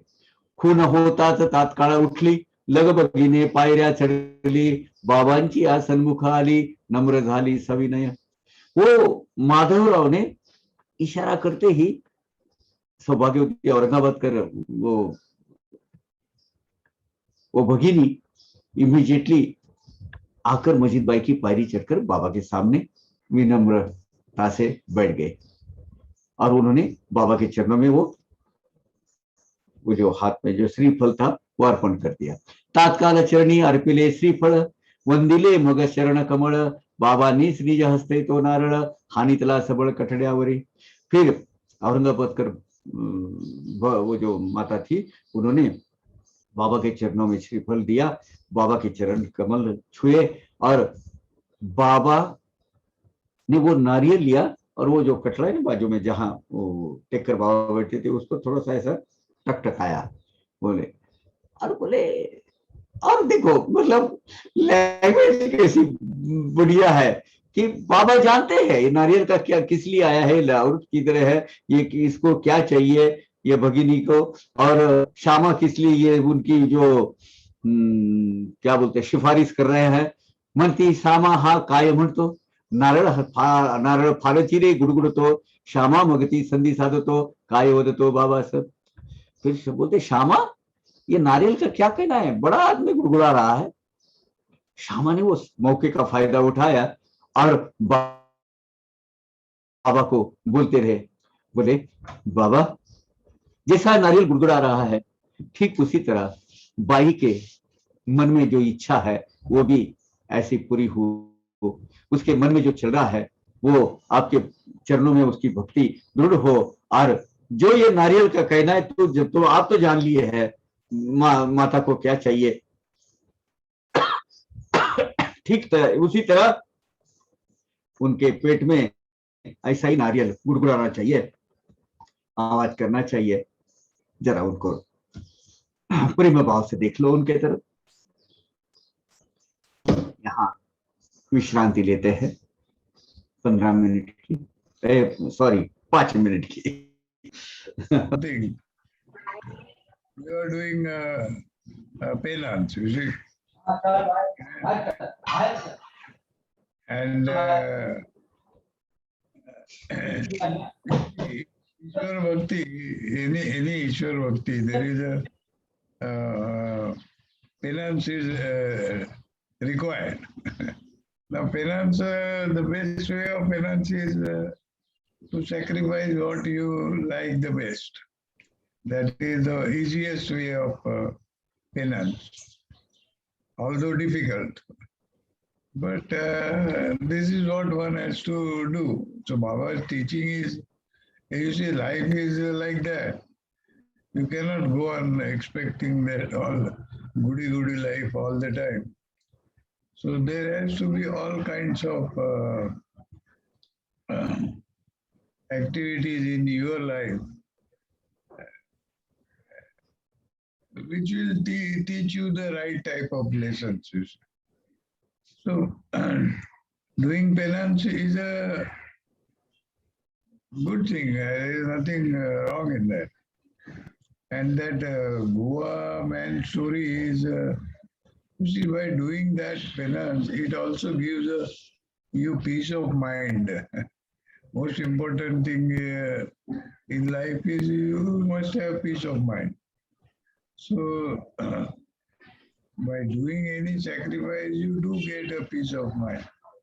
And that is what is Baba actually teaching, you see. Things will go on, good and bad, both. Now, how to overcome the bad things is these are the best ways, you see. So, these are actually simple teachings, basically. And there is nothing big about it. And Baba only used to do things his own way, that's all. And he knows one important thing is Baba knows what suits whom. So accordingly he will advise. He will not tell sacrifice to all the people, you see, that he will not do.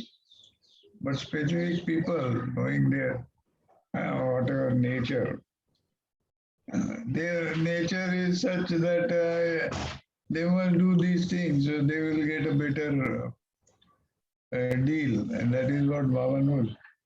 So he is advising them accordingly. And it is for their benefit, it is not that. And that Goa fellow, he does get all whatever the experiences he has gone through. So he is satisfied with that. You see, Baba's teaching in those days also were different for different individuals, depending upon what suits them and what they can practice. You see, Baba knows that this people need these things and they will practice these things. See, for example, my family, Baba knew thoroughly well कि ये लोग तो भगवान को ही नहीं मानते तो क्या फायदा, ये लोग को क्या सिखाने, ये लोग को क्या देना चाहिए. So accordingly he does his lila. It is not that they were great people, so Baba perform great lila. It's not like that. It is whatever suits whom best. That is what Baba will do. And rarely, you see, he will advise things which are most difficult to do, you see. But otherwise, his practices were all simple and normal. And he knows that this can be done. So accordingly, he will advise. You see, going to Shirdi and having that satsang with Baba and all side devotees itself was a great pleasure. And that people used to experience that. So they, it went on. It went on and on, and to a very great extent. Even today that is happening. All of us are doing this satsang for what? To get a peace of mind, actually. And that is what you do get. That's what I think. So Power Kaka is back, I think. Yeah, Om Sai Ram. So can we start? Can we start? Yes, Kaka, we can continue. Okay. So नारियल चरणों में अर्पण किया बाबा ने वो नारियल उठाया, जरा थोड़ा सा अपना जो कटा वो जो है ना बाजू में जहां वो टेकर बैठते वो कटरे पे उसको थोड़ा सा टिक टिक किया, उसके ऊपर देखा और बोले, श्यामा ये नारियल का क्या कहना है, ये बहुत ही गुड़गुड़ा रहा है, अंदर हिल रहा है, मतलब उसका आवाज कर रहा है। तो श्यामा ने बोला, देखो जैसे नारियल की जो स्थिति है हिल है, वो इसकी गर्भावस्था भी ऐसी हिलनी चाहिए। पाही तिचे तीचकडे कृपा दृष्टी, टाक नारळ तो तिचे ओटी, तुझ्या आशीर्वादे पोटी बेटा बेटी उपजवत। एक काम देवा, एक काम कर रहे, ये नारियल उसके पल्लू में डाल दे ऐसे आशीर्वाद स्वरूप। ये नारियल उनके पल्लू में डालेगा, उसको फल प्राप्ति हो जाएगी, और तेरे आशीर्वाद से देवा उसको ना पुत्र संतति होने दे, बेटा बेटी, उसको उसका संसार फुलने दे, फलने दे। तव बाबा तया वदती, काय नारळे पोरे होती, ऐशा कैशा वेळा समजोती, चढ़ते वाटते जन लोग। अभी देखो बाबा को मालूम है क्या करना है, फिर भी बोलते अरे नारियल क्या ऐसा प्रसाद देने से क्या बच्चे होते हैं क्या, कुछ भी अपनी समझ ले लेते, कुछ भी अपनी एक अपनी आपको एक समझ आप समझ लेते हो, क्या बोलते हैं गलत अर्थ मिस इंटरप्रिटेशन करते हो। ये सब लोग यानी सटिया गए हैं लोग, ऐसा लगता है, बुद्धि भ्रष्ट हो गई उनकी। ऐसे नारियल डालने से कई बच्चे होते हैं क्या, बाबा बोल रहे हैं, बुद्धि भ्रष्ट हो गई सबकी जान, ऐसा कैसा समझते रहे तुम लोग। फिर श्यामा ये क्या है, किस लिए है, श्यामा की दृढ़ श्रद्धा बाबा के ऊपर, क्या बोल रहे हैं श्यामा उसके ऊपर, ये चाहिए दृढ़ विश्वास। श्यामा कहते श्यामा वदे आहे ठाऊक, तुझिया बोलाचे कौतुक, लेणार मागे लागेल आपसुक, ऐसा बोलिक बोल तुझा। मुझे मालूम है बा देवा, तू अगर बोलेगा, तेरे अमृतवाणी से वो निकलेगी, तो वो तो उसको पुत्र संतति का सुख तो मिल जाएगा, ताता लगेगा बच्चों का, लाइन लगेगी उसके पीछे। मुझे मालूम है तेरे वाणी में क्या ताकत है, तेरी शक्ति में क्या है। ये सुहासिनी जो बैठी है बेचारी सौभाग्यवती, वो जो है ब्याहता, उसके पीछे बच्चों का तांता लग जाएगा, लाइन लग जाएगी, बच्चे बच्चियां सब हो जाएंगे उसके। ये हमें पता है ना तेरी शक्ति क्या है अभी, लेकिन तू अभी जरा आनाकानी कर रहा है। परी तू सांप्रत धरिसी भेद, नेलिसी खरा आशीर्वाद, वगाद घालित बैससी वाद, नारळ प्रसाद देई तिस अधिकार। ये भक्तों का अधिकार है। क्या कहा श्यामा ने, लेकिन अभी तो आनाकानी क्यों कर रहा है, समझ में नहीं आ रहा। देवा तू सच्चा आशीर्वाद अपने दिल से उसको दे नहीं रहा है, फालतू का अपना वो कुछ वाद विवाद डिबेट करते बैठ रहा है। दे दे नारियल उनके पल्लू में डाल दे बेचारी के, क्या अपना आनाकानी करते बैठ रहा है, उसको सही तरीके से सही शब्दों में आशीर्वाद नहीं दे रहा है। तो बाबा बोले चल फोड़ दे नारियल। श्यामा बोले नहीं, फोड़ने का नहीं, उसके पल्लू में डाल। ऐसी अरे मैं बोलता हूं श्यामा फोड़, नहीं उसके पल्लू में डाल, तो आशीर्वाद दे उसको। तो भक्तों के सामने बाबा हार जाते हैं। बाबा बहुत भक्तों का जो प्यार है, भक्तों की जो डेंसिटी है भक्ति की, उसकी शक्ति इतनी है ना, बाबा अपने नियम सब समेट लेते हैं, कर लेते हैं बाजू में। अब सही बोले तो ये गुरु आज्ञा है, चल वो फोड़, वो बोले नहीं, श्यामा बोलता है नहीं, उसके पल्लू में डाल। उससे तो उनका तो तुम्हें में होने लगी वहां। बाबा बोल रहे फोड़, वो फोड़ देना रे, और ये बोल रहा है कि नहीं, उसको तूने आशीर्वाद दे रूप उसके इसमें उसके पल्लू में डालना है। यानी वो एक संकेत है, जो सुहासिनी है, सौभाग्यवती अलंकार खुद से जो है, उसको अगर वो नारियल उसके पल्लू में डाले तो उसको फलती है फूलती है, उसके मन की जैसी इच्छा होती है, ऐसे कंसेप्ट है। तो बाबा कह रहे नारियल फोड़, श्यामा कह रहे नहीं। नारळ फोड बाबा वदत, श्यामा वदे टाक पदरात, ऐसी बरीच घालता हुज्जत, हारीसे येत तव बाबा। बाबा हार मान लेते हैं, बोलते म्हणती जा होईल जा रे पोर, श्यामा म्हणे कधी दे उत्तर। बघता 12 महिन्यानंतर नारळ तारकर फोडला। अब बोले ठीक है, तेरी आज्ञा में मत। बाबा की आज्ञा श्यामा ने मानी है, नारियल फोड़ना है, लेकिन तू पहले बोल, उसको आशीर्वाद दे। बाबा बोले हाँ हो जाएंगे उसको बच्चे। बोलते नहीं, कब होंगे वो बोल। एग्जैक्ट तेरा टाइम प्रोग्राम बता। बाबा बोले ठीक है, 12 महीने के बाद होगा। तो ऐसा कहते ही श्यामा ने वो नारियल फोड़ दिया। देखो, बाबा की आज्ञा का पालन हुआ, भक्तों का भक्ति का ब्रीद बाबा ने रक्षण किया, और बोले हो जाएगी इसके बच्चे। कब होंगे वो बोल बाबा? बोले नहीं, 12 महीने के बाद हो गया। ठीक है, बस बाबा के मुंह से निकली वाणी है, वो ब्रह्मलेख है, वो ब्रह्मवाणी है। नारियल फोड़ा गया, 2 भाग हो गए उसके। दोनों में से आधा भाग दोनों ने खाया, श्यामा ने और बाबा ने। अर्धा भाग दोघी सेविला, अर्धा राहिला बाई ते दिदला, माधवराव दे बाईला, माझिया बोला साक्षी तो।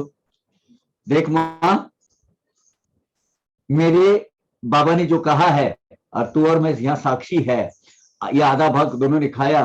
और प्रेम देखो, मैंने बाबा के ऊपर अटूट निष्ठा देखो, इसमें वो आपको एरोगेंसी नहीं है, श्यामा की प्रेम भाव है, भक्ति की दृढ़ीकरण, एक तो दृढ़ भक्ति है, ठाम अटूट विश्वास है बाबा के ऊपर। क्या बोले?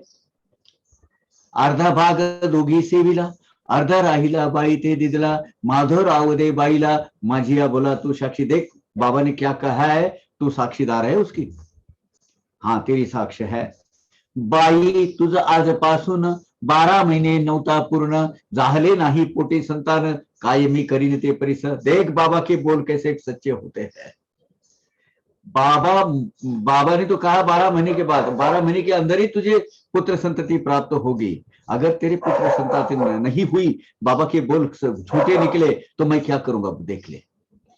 ऐसाच नारळ डोकीत घालून, या देवाला मशिदी मधून, मीन जरी लावी काढून, कधी न म्हणीन माधव। प्रेम भाव से बोलते मेरे भगवान की शक्ति देखो, अगर इसने ये नहीं हुआ, ऐसा नहीं हुआ, तो ये ऐसा तो कभी होने वाला है नहीं कि होना ही है। लेकिन ये बोले यही नारियल, ऐसा ही नारियल मैं उनके सर पे मारूंगा बाबा के, और ये मशीद भाई से उसको हकाल दूंगा।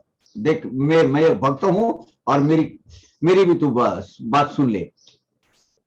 इसमें क्या दर्शाता है? इसमें माधुरा की एरोगेंसी नहीं है बाबा के बारे में, दोनों का प्यार इतना है, मालूम है बाबा ने कहा है अभी होना है, दृढ़ विश्वास है। और क्या बोले? 12 के महीने के अंदर ही बहुत सा, मतलब तुझे बच्चा हो जाएगा, चिंता मत कर तू। बहुत इतने खुश हो गए।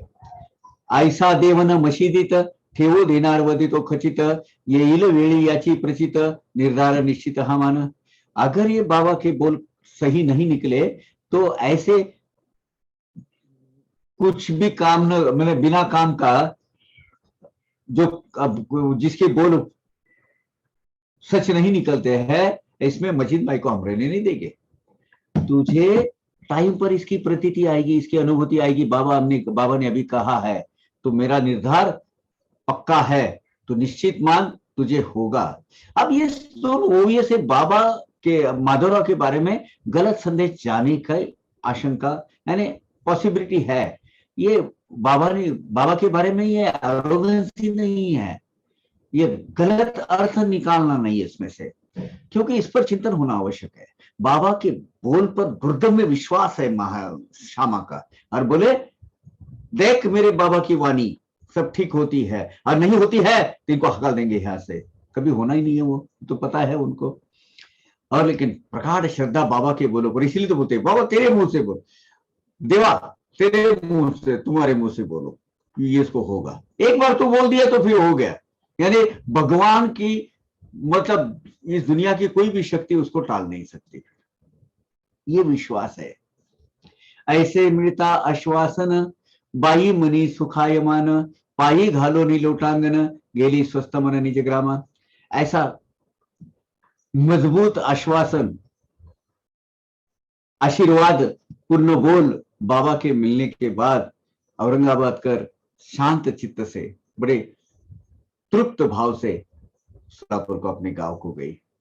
पाहुनी श्यामा नित्यांकित, रक्षावे मन भक्त मनोगत, साई प्रेम रज्जु नियंत्रित। हाँ, प्रेम के धागे से नियंत्रित होने वाला, प्रेम के धागे के कंट्रोल में रहने वाला, यानी भक्तों के प्रेम के वश होने वाला, प्रेम के अंदर वश है, वो सेवक बन जाते हैं, गुलाम बन जाते हैं, अधीन हो जाते हैं। आना किंचित कोपतया। अभी वाला वास्तविक श्यामा के ऐसे बोल सुनकर कि बाबा को गुस्सा होना चाहिए था, लेकिन गुस्सा नहीं आया, खुश हो गए बाबा, प्रसन्न हो गए कि इसकी मुझ पर श्रद्धा कितनी है। बाबा श्यामा तो मेरा नित्य अंकित है, लेकिन उसके भक्तों की इच्छा, अपने भक्त की इच्छा पूरी करने के लिए वो उसको 100% वो होने के लिए भगवान स्वयं प्रयत्न करते हैं। ये उसी का द्योग है, ये लीला। श्यामा की इच्छा थी तो आशीर्वाद दे उसको, बाबा उसका भला कर। और बाबा ये तो थोड़े से नटखटगिरी बाबा करते ही रहते थे, उसको आशीर्वाद दिया। तो साईं बाबा जो है भक्तों के प्रेम के अंकित है, भक्तों के प्रेम के बंधनों से घिरे हुए हैं। उनको गुस्सा नहीं आया इस बात का कि देखो ये किसने क्या बोला, यही नारियल इनके सर के मारूंगा और मस्जिद बाहर से बाहर हकाल दूंगा। कोई ऐसा भक्त कर सकता है? कभी नहीं कर सकता, क्योंकि यही श्यामा है। बाबा जाने के बाद, अरे यार मैंने तुझे क्या क्या नहीं कहा, क्या क्या नहीं कहा। 21 साल तक रोते रहे, 21 साल। 1940 में उनका देहांत हुआ। 22 साल पछतावे मेरे लिए। बाप, अरे तू इतना बड़ा था साईं भगवान, मुझे पता नहीं। सबसे पहले किसका मिला था? सवस श्यामा को मिला था। श्यामा को कभी वो भगवान लगे ही नहीं, दृढ़ दृष्टि बगैर थी, लेकिन उस तरीके से पेश आए नहीं। वो श्रद्धा थी, दृढ़ भाव था, परम भक्त थे, उनके सब सेवा में नित रहते थे, अटूट विश्वास था। फिर भी भगवान की आराधना प्रार्थना करने के ऊपर का अधिकार था उनका।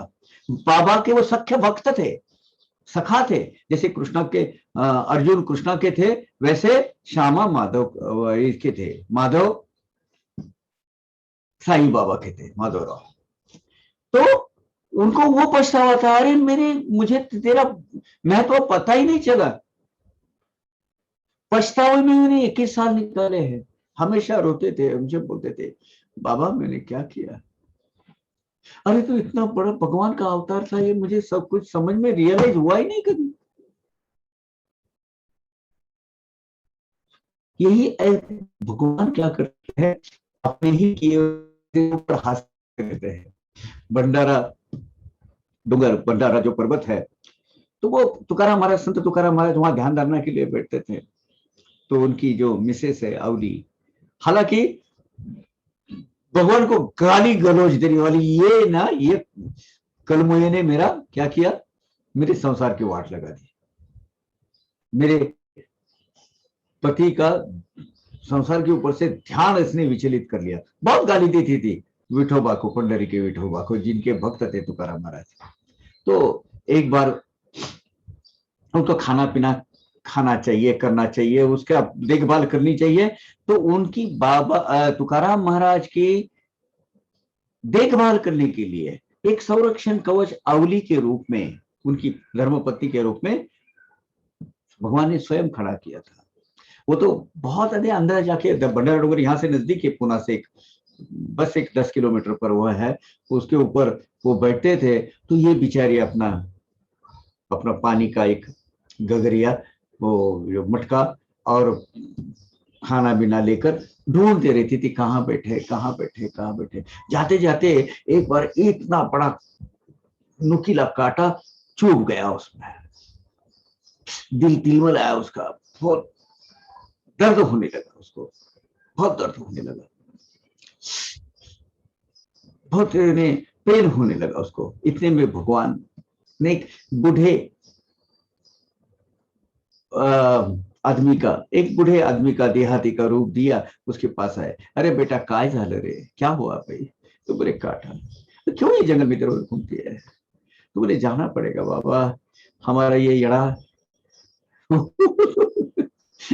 उसका सत्य भक्ति ये बोलती है, हमारा ये ध्यान कहीं बैठा होगा, कोई खाने की सुध ना बूझ न ले, पहनने की सुध न बूझ, पीने की सुध न बूझ, उसको ढूंढ के दो घर निवाले उसके मुंह में डालना चाहिए बाबा, क्या करेंगे? थैंक यू, बहुत आभारी हूँ आपने वो मेरे काटा। तो उन्होंने क्या, भगवान ने क्या, उसके पैर का वो काटा निकालने के लिए, वो जो फंस गया था अंदर, उसको मदद की, उसका काटा निकाला अवली माँ का। और बोले बाबा तेरा बहुत बहुत आभारी हूँ तेरी मैं, क्योंकि तूने मेरा वो काटा निकाल दिया। क्या नाम है बाबा तेरा? भगवान ही थे वो। उन्होंने बोले विठोबा, मेलिया, कालतोंडिया, मरे, कलमुए, मुर्दा बसे तेरा, मुर्दा गड़े तेरा। पहले अगर मालूम होता ना तेरा नाम विठोबा है तो तेरे से काटा ही नहीं निकाल के लेती मैं। तूने तो मेरी वाट लगी है विठा ने, तूने मतलब तो उसको नहीं पूछे, विठा ने मेरी वाट लगाई है, जय ये करके। और फिर वो आगे के चले। भगवान अपने ही स्वरूप पर ये जो हंसने लगे दिल में, बहुत प्यारी से हंसने लगे, क्योंकि उन्होंने अपने भक्त के संरक्षण के लिए ये अवनी का निर्माण किया है ना, तो हंसने लगे। वहां गए, खाना खिला रही थी तुकाराम महाराज को। उसने बोली थी तुमचं ते काळ तोंड भेटलं होतं, यानी तुम्हारा वो काला मुंह वाला मिला था। कौन? वो विठोबा। अपने अंतर्यात्मी शक्ति से तुकाराम महाराज को पता चला प्रत्यक्ष पांडुरंग इनको दर्शन देके गए हैं अवली को। बोले अवली कितनी महान है तू, अरे तेरा अधिकार कितना बड़ा है। जिस भगवान की प्राप्ति के लिए मैं यहाँ एकनाथी भागवत का 1000 बार आवर्तन कर चुका हूँ, पारायण कर चुका हूँ, और उसका ध्यान धारणा करते बैठा हूँ, वो तुझे सहज भाव से आके मिलकर जाता है। महान है तू। ठीक उसी ये जो लीला है उसी की याद दिलाती है। अपने ही स्वरूप पर बाबा हंसने लगे श्यामाम के ऊपर, ऐसा बोलता है। ठीक है। क्या है? प्रेम भाव, दृढ़ विश्वास, प्रगाढ़ निष्ठा, इसके ऊपर अगर आप अचल हो, आपकी श्रद्धा विचलित न हो, तो भगवान सब कुछ। देखिए ना वो संत जनाबाई, उसके ऊपर वो भगवान की मोहन माल, अभी भगवान संत जनाबाई और भगवान विठोबा रात भर वो एक दूसरे एक ही शैया में दोनों बातें करते बैठते थे। 4 बज के और क्यों चले, मेरा वहां खड़ा रहने का वक्त हो गया, सबरे ये मेरा मंदिर खुल जाएगा तो मैं अगर वहां नहीं रहूंगा तो वो सब बड़वे देखेंगे, सब उपासक देखेंगे कहा गए। भागते भागते उसने वो उनकी जो मोहन माला है वहीं रह गई थी, वहां खड़े हो गए। जाकर सब देखा ने भगवान के मुंह गले के अंदर मोहन माल नहीं है। पता चला सब घूम घाम के कि ये तो जना के पास है, जनाबाई के पास। इसके पास कई कैसे ही इसने मूर्ति की मोहन माल चुरा ली करके उसके ऊपर आरोप लग गया। उसको सूली पे चढ़ाने का शिक्षा हो गई। अब उसको मालूम है ये सब भगवान का काम है, ये सब भगवान का काम है, वो यहाँ भूल के गया है, अब तकलीफ मुझे हो रही है। अब बोल भी नहीं सकती कि झूठ हुआ है, हमेशा आके हम दोनों एक दूसरे एक ही बिस्तर पे सोते हैं और हम गपशप करते रहते हैं। वो भगवान है, मैं दासी हूं उनकी, कौन विश्वास रखेगा? नहीं। तो फिर चंद्रभागा में एक बड़ा खंबा खड़ा कर दिया और उसको फांसी देने की सजा हो गई। उसको हाथ पर बांध के ऊपर टांगा गया ऊपर, अब उसको छोड़ना है। तब जनाई ने उनके मुंह से भजन निकला, एक रचना निकली, विख्या मेल्या काळ तोंड्या मढ गेलं तुझं, मुझे वाह सत्यानाश हो तेरा, कल हुए। अरे मुझे मेरी चिंता नहीं है, लेकिन भगवान, अरे मेरी वजह से तू बदनाम हो रहा है ना, मुझे कुछ नहीं है, मेरे पर ये चोरी का ये आ गया है, आरोप हो गया है, प्रत्यारोपण हो गया है उसका, मैं मरने को तैयार, लेकिन मेरी वजह से तू बदनाम हो रहा है ना, तेरे भक्त को ऐसी इस तरीके से उसका अंत हो रहा है, इसका कारण मैं नहीं हूं, तू जानता है, तो फिर भी अभी तक तो खामोश है। गालियां, अधिकार है भक्तों के, इसका अधिकार, मिठ्या मेल्या काळ तोंड्या मढ गेलं तुझं, क्या बात है, क्या बात है। तभी भगवान हंसने लगे, और वो जो खड़ा किया था ना खंबा, वो रेत का हो गया, धीरे से फटक से नीचे आ गया। लोगों को जनाबाई का अधिकार, भक्ति का श्रेष्ठत्व पता चला, और फिर उन्होंने कुछ दृष्टांतवाणी कुछ हो गए, उनको ये एहसास हो गया ये संत है, तो उसको संत स्वरूप से जनाबाई कहा गया। और किया कि कहने का मुद्दा ये है, कहने का उद्देश्य ये है कि आपकी भक्ति में उतनी ताकत चाहिए कि भगवान को अपने वश में कर ले, और श्यामा ने वो किया है। खरे कराया भक्त वचन, प्रणत पाळ करुणाघन, साई दयाळ भक्त आश्वासन, लड़ीवाड़ प्रण पूर्वित। भक्तों ने किए हुए वचनों का आदर भाव रखने के लिए, वो सच्चा करने के लिए, ये परम दयालु साई भगवंत आपने उनके दिए हुए आश्वासन की पूर्तता करते हैं। संतों का कहना भगवान भी नहीं टालते। ये करुणाघन हमारे पालनहार साई भगवान अपने प्यार भरे कृति से भक्तों ने दिए हुए वचन प्रत्यक्ष कृति में लाते हैं। इच्छा तो श्यामा की भी थी कि इन्होंने आशीर्वाद देना चाहिए, वो आशीर्वाद दे, पहले इच्छा थी उनकी, वो इच्छा की पूर्ति करना बाबा का परम कर्तव्य था। वो हंसते हंसते, हालांकि श्यामा ने गलत सलत अनाप शनाप बोला है बाबा को, एक शिष्ट लैंग्वेज में नहीं बोला है, लेकिन क्या किया, वो सब माफ किया है, भक्ति के आगे नहीं चलता कोई भी। श्यामा आपुला लाडका भक्त, लड़ीवाळ नेने युक्ता युक्त, संत भक्त संकल्प पूर्वित, हे निज व्रत तयाचे। श्यामा अपना बहुत प्यारा लाडला भक्त है, क्या सही है, क्या बुरा है, क्या बोलना चाहिए, क्या बोलना नहीं चाहिए, ये नहीं जानता, वो ये नहीं जानता, लेकिन अपने प्यारे भक्तों का संकल्प संत पूरा करते हैं। ये संतों का ब्रीद है, उद्देश्य, वाक्य, ये उनका ध्येय है, और ये पूरा इस तरीके से उन्होंने किया। असो भरता 12 मास, कृत निर्धार नीला तड़ीस, 3च महीने होता बोलास, पातले गर्भास संतान। देखो क्या हुआ, बाबा ने आशीर्वाद दिया, वो बेचारी अपने घर चली गई, और जाने के बाद 3 महीने नहीं हुए तो क्या हुआ, उसको पता चला कि उसको गर्भ, वो होते ना वो प्रेगनेंसी टेस्ट उस वक्त उनके अपने तरीके से की, और उनको पता चला कि मैं गर्भवती हो गई हूँ। 3 महीने के बाद में पता चलता है, इमीडिएट पता नहीं चलता है, लेकिन 3 महीने में वो कंफर्म हो जाता है कि ये गर्भवती है। 3 महीने हो गए और वो गर्भवती है, ये कंफर्मेशन हो गया।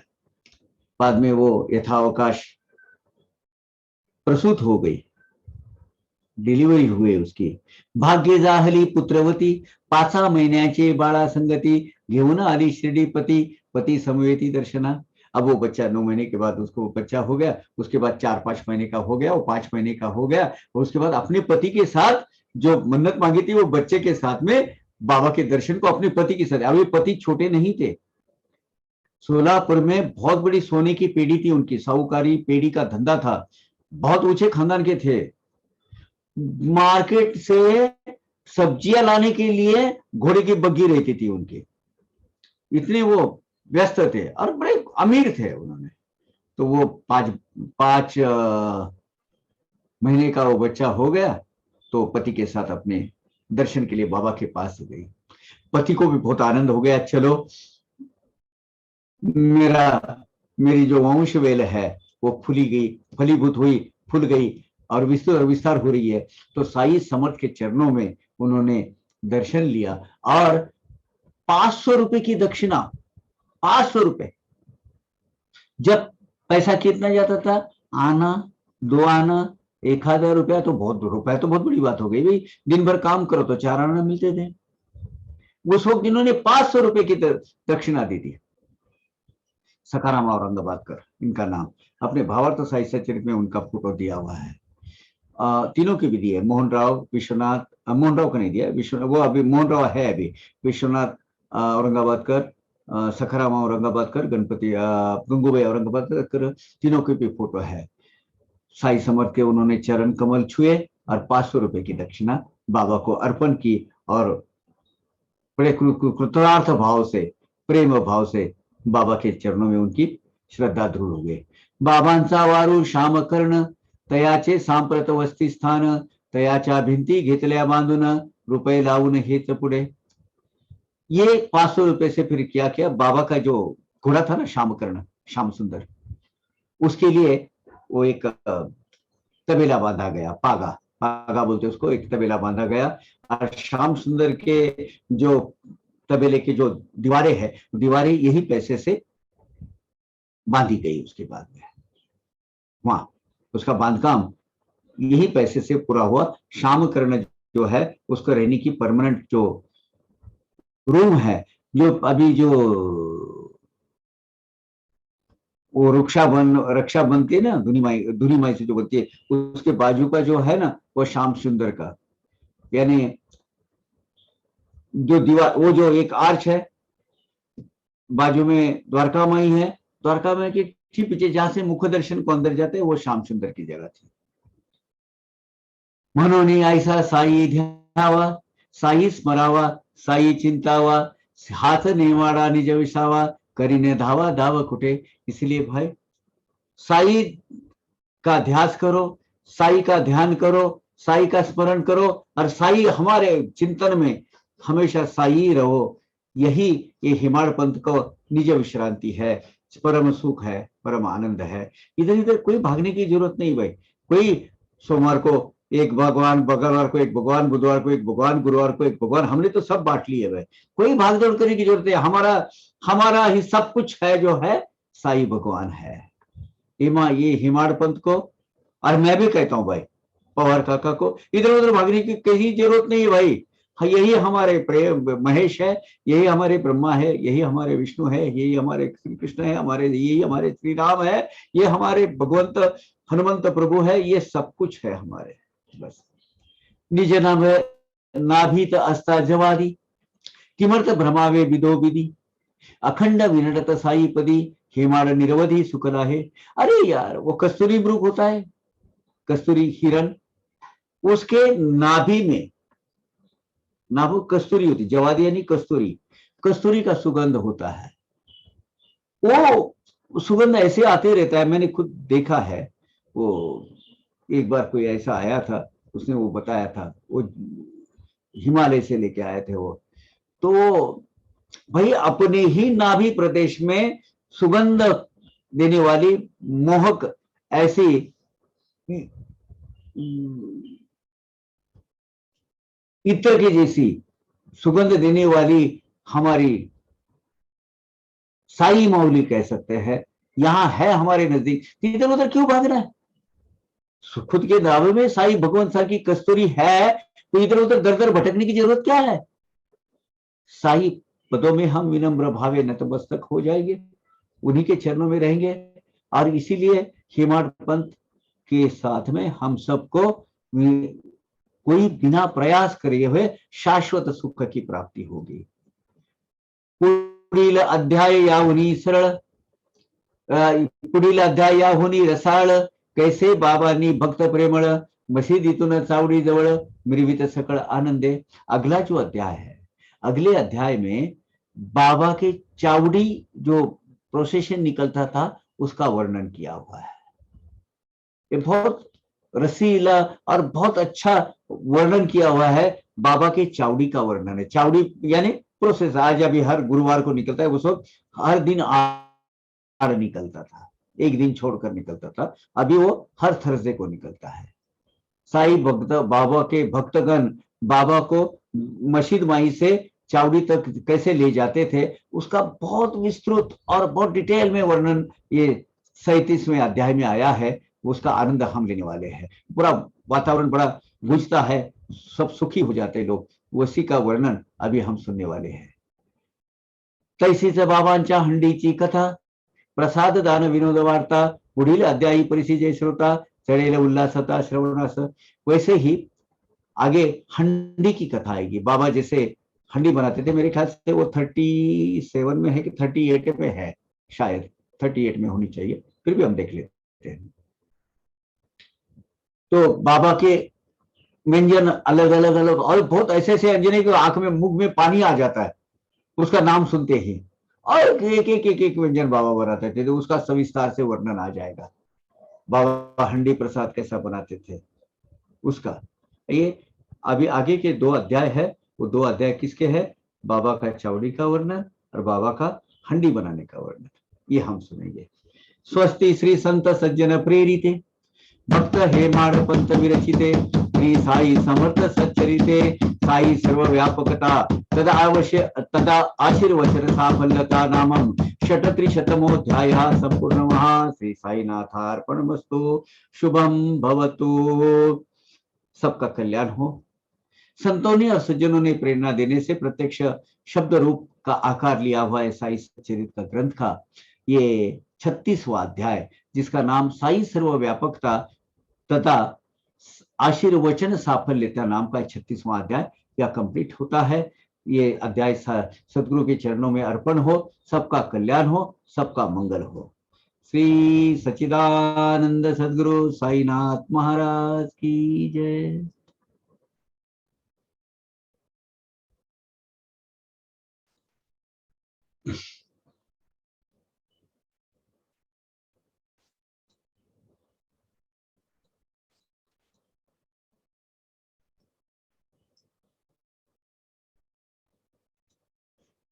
हम shall we start chapter 37? Admin? Yes, Kaka, we can start. Yeah. Virendra ji, do you have to say anything about the special nectron chapter 36? If you want to say, please. Please give your expert comments on chapter 36. If you have any special things to say. Please. Nothing. I think you are explaining, you are narrating in a very professional and perfect manner. I don't have to add anything. It's excellent. You see, I wish Baba was also listening. He would have also liked actually. The way you. ये मुझे मेरे लिए आशीर्वाद है आपके मुंह से, ये बाबा का आशीर्वाद है आपके मुंह से मेरे लिए, हम सबके लिए। Thank you very much. यही कृपा बनाए रखे बाबा। So shall we start? We shall start. We'll take few stanzas of Sai Satcharit. अध्याय 37 37वां। ओम श्री साईनाथाय नमः। अथ श्री साई सच्चरित। श्री गणेशाय नमः। श्री सरस्वत्यै नमः। श्री गुरुभ्यो नमः। श्री कुलदैवताय नमः। श्री सीतारामचंद्राभ्याम नमः। श्री सद्गुरु साईनाथाय नमः। गणेश आद्य देवता को नमस्कार, सरस्वती देवता को नमस्कार, गुरु देवता को नमस्कार, कुल देवता को नमस्कार, सीतापति रामचंद्र प्रभु को नमस्कार और सच्चिदानंद सदगुरु साईनाथ महाराज को नमस्कार। हाँ हाँ हाँ, बोला बोला। I would only like to add something. Yeah, please. It's for the benefit of all Sai devotees. It so happened that there was one Mr. Aurangabadkar, my colleague. He was. He was your colleague. Yeah, he was working with me in Crompton Greaves. I was working. So he was from that Aurangabadkar family. ओ क्या बात है, क्या बात है. I know few members of those people like Mohan Aurangabadkar and all other people. Yeah. They had been to my house also. I had been there in their Yeah, house. so It's a big he was this one. working with me. So They have actually initially they were Sonar from there, but now they converted into Brahmin. yeah. He Yeah, was yeah. staying at Chembur. So you see, normally during my working time, I would never discuss anything about Sai and all that in my professional working. So Mhm. I never asked. But oh, but Guru Purnima I used to attend always. So Uh-huh.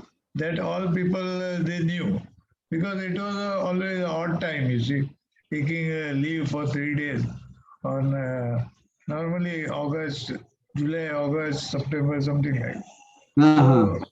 So so people knew that I go to Shirdi. So one day, because he was working under me actually, I was the boss. So he was a little hesitant to ask me. You see, so Mhm. but one day he did ask me. He said, "Arey Sahib, can I ask you something?" I said, "Yes, yes. You are taking leave and you are going to Shirdi. So where are you going?" I said, "Shirdi, there is only one place to go, and that is Shirdi Sai Baba. So I am a devotee of Shirdi Sai Baba, so I go there."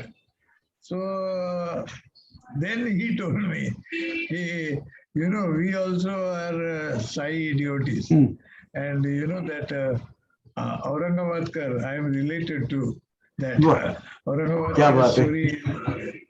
So this is how I had come to know, you see. So that's वाह all. वाह, That is all. So you see, very nice. Baba connections are such. It's This wonderful. world is everything is whirling around him only. Yeah, wonderful. That's the only thing He is I at the know. center point and in different radial. Everybody just moving around him Yeah, in a different radial. yeah. Radius. Thank you very much. Thank you. So, धन्य धन्य साईचे चरित, धन्यतयाचे नित्य चरित, क्रिया ही केवळ अत्यद्भुत, इत्थंभूत, अकथ्य. अकथ्य यानी वर्णन करने की क्षमता के परे. चरित्र यानी आचरण, चरित्र, कथा अति अद्भुत, आश्चर्य भरी, पूरी, अनहोनी, जो कभी उन्हें अशक के प्राय लगने वाली, कभी घटित नहीं होने वाली ऐसी घटित घटना. बाबा की जो कथाएं है वो धन्य धन्य है. उनका आचरण भी धन्य है. उनकी हरेक कृति हमारे समझने की शक्ति के बाहर है, परे है, बाहर है वो, लेकिन बड़ी आश्चर्य भरी है. बाबा की लीलाओं का अपने परसेप्शन में हम शायद उसका अर्थ लगा सकते हैं, लेकिन परिपूर्ण अर्थ लगाना नामुमकिन है. आघात त्यांचे सच्चरित, धन्य तयाचे जीवन वृत्त, धन्य धन्य ते अप्रतिहत, असी धाराव्रत तयाचे. अभी असी धाराव्रत, ये असी धाराव्रत क्या है? ये आसी धाराव्रत आत्म संयमन का व्रत है. ये अब सही है, गलत है, मालूम नहीं, लेकिन स्त्री और पुरुष का समागम न होना, कुछ है, कुछ व्रत हो सकते हैं ऐसे, और कि भैया उसको संयमन चाहिए. और ये सबसे श्रेष्ठ संयमन है कि अपनी बीवी एक शैया पर बाजू में सोई हुई है, लेकिन उसके साथ समागम नहीं कर सकते. नहीं कर सकते मतलब वो व्रत है. अब ये व्रत पालने के लिए दोनों के बीच में एक तलवार रखी जाती है, नंगी तलवार. यानी गलती से भी आपका पैर उधर गिरा, यानी मनोविकार का संयमन होने के लिए जो एक कठिन से कठिन ऐसा जो व्रत है वो ये है कि स्त्री पुरुष के समागम के निवारणार्थ, निवारण करने के लिए, नहीं न होए उभय दोनों के बीच में एक नंगी तलवार रखते हैं। ये व्रत बहुत कठिन और दुर्घट है, ऐसा उसका अर्थ वहां से प्रचलित हो गया, मैंने अपने ध्रुवीकरण हो गया उसका समाज में। इधर हमें क्या अर्थ लेना है, यानी भक्त के उद्धार का जो उन्होंने अखंडित स्वरूप से, बिना किसी रुकावट से, बिना किसी स्टॉप के से जो बाबा ने व्रत लिया है, उसको असीधारा व्रत बोलेंगे। मूल असीधारा व्रत ये है, लेकिन वो कठिन और दुर्गम ऐसा व्रत है, ऐसी मान्यता होने के बाद उसको असीधारा व्रत यानी कठिन से कठिन व्रत, ऐसी मान्यता मिल गई समाज में। अगाध त्यांचे सच्चरित, धन्य तयांचे जीवन वृत्त, धन्य धन्य ते अप्रतिहत प्रतिहत पिछाहट अवरोध यानी हार मानना, थोड़ा सा 2 कदम पीछे आना, अप्रतिहत यानी आगे भागना। असीधारा व्रत तयाचे, भक्तों का उद्धार करने के लिए हमेशा अपना कठिन से कठिन व्रत लिए हुए हमारे साईनाथ भगवान बिना किसी रुकावट से आगे ही जाते रहते हैं। संपूर्ण बाल ब्रह्मचारी जीवन बाबा ने व्यतीत किया है, तो यह असीधारा व्रती है, दुर्धर है ये। जीवन में बाल ब्रह्मचारी रहना, अभी आप सब, हम में से सब घर गृहस्थी वाले संसारी लोग हैं, कितना कठिन है देख लेना। बाल ब्रह्मचारी ना, बाबा तो ये तो असीधारा व्रत के से भी ऊपर है। कधी ब्रह्मानंदे उन्मत्त, कधी ते निज बोधे तृप्त, कधी सर्व करुणी अलिप्त, ऐसी अनिश्चित थी तया स्थिति।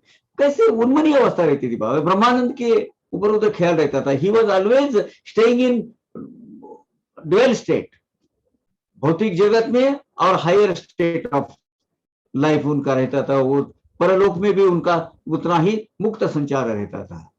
आत्मानंद में मग्न रहते थे, आत्मबोध, आत्मचिंतन, इसमें रहते थे। बाबा ज्यादा बात करने में इंक्लाइन नहीं रहते थे, हमेशा मौन व्रत ज्यादा उनको पसंद था, शांत चित्त से वो ये करते थे। कभी कभी सभी से अलिप्त होते थे, सबको गुस्सा देके बाहर फेंकते थे, अशांत आलेखित रहते थे, विरक्त हो जाते थे।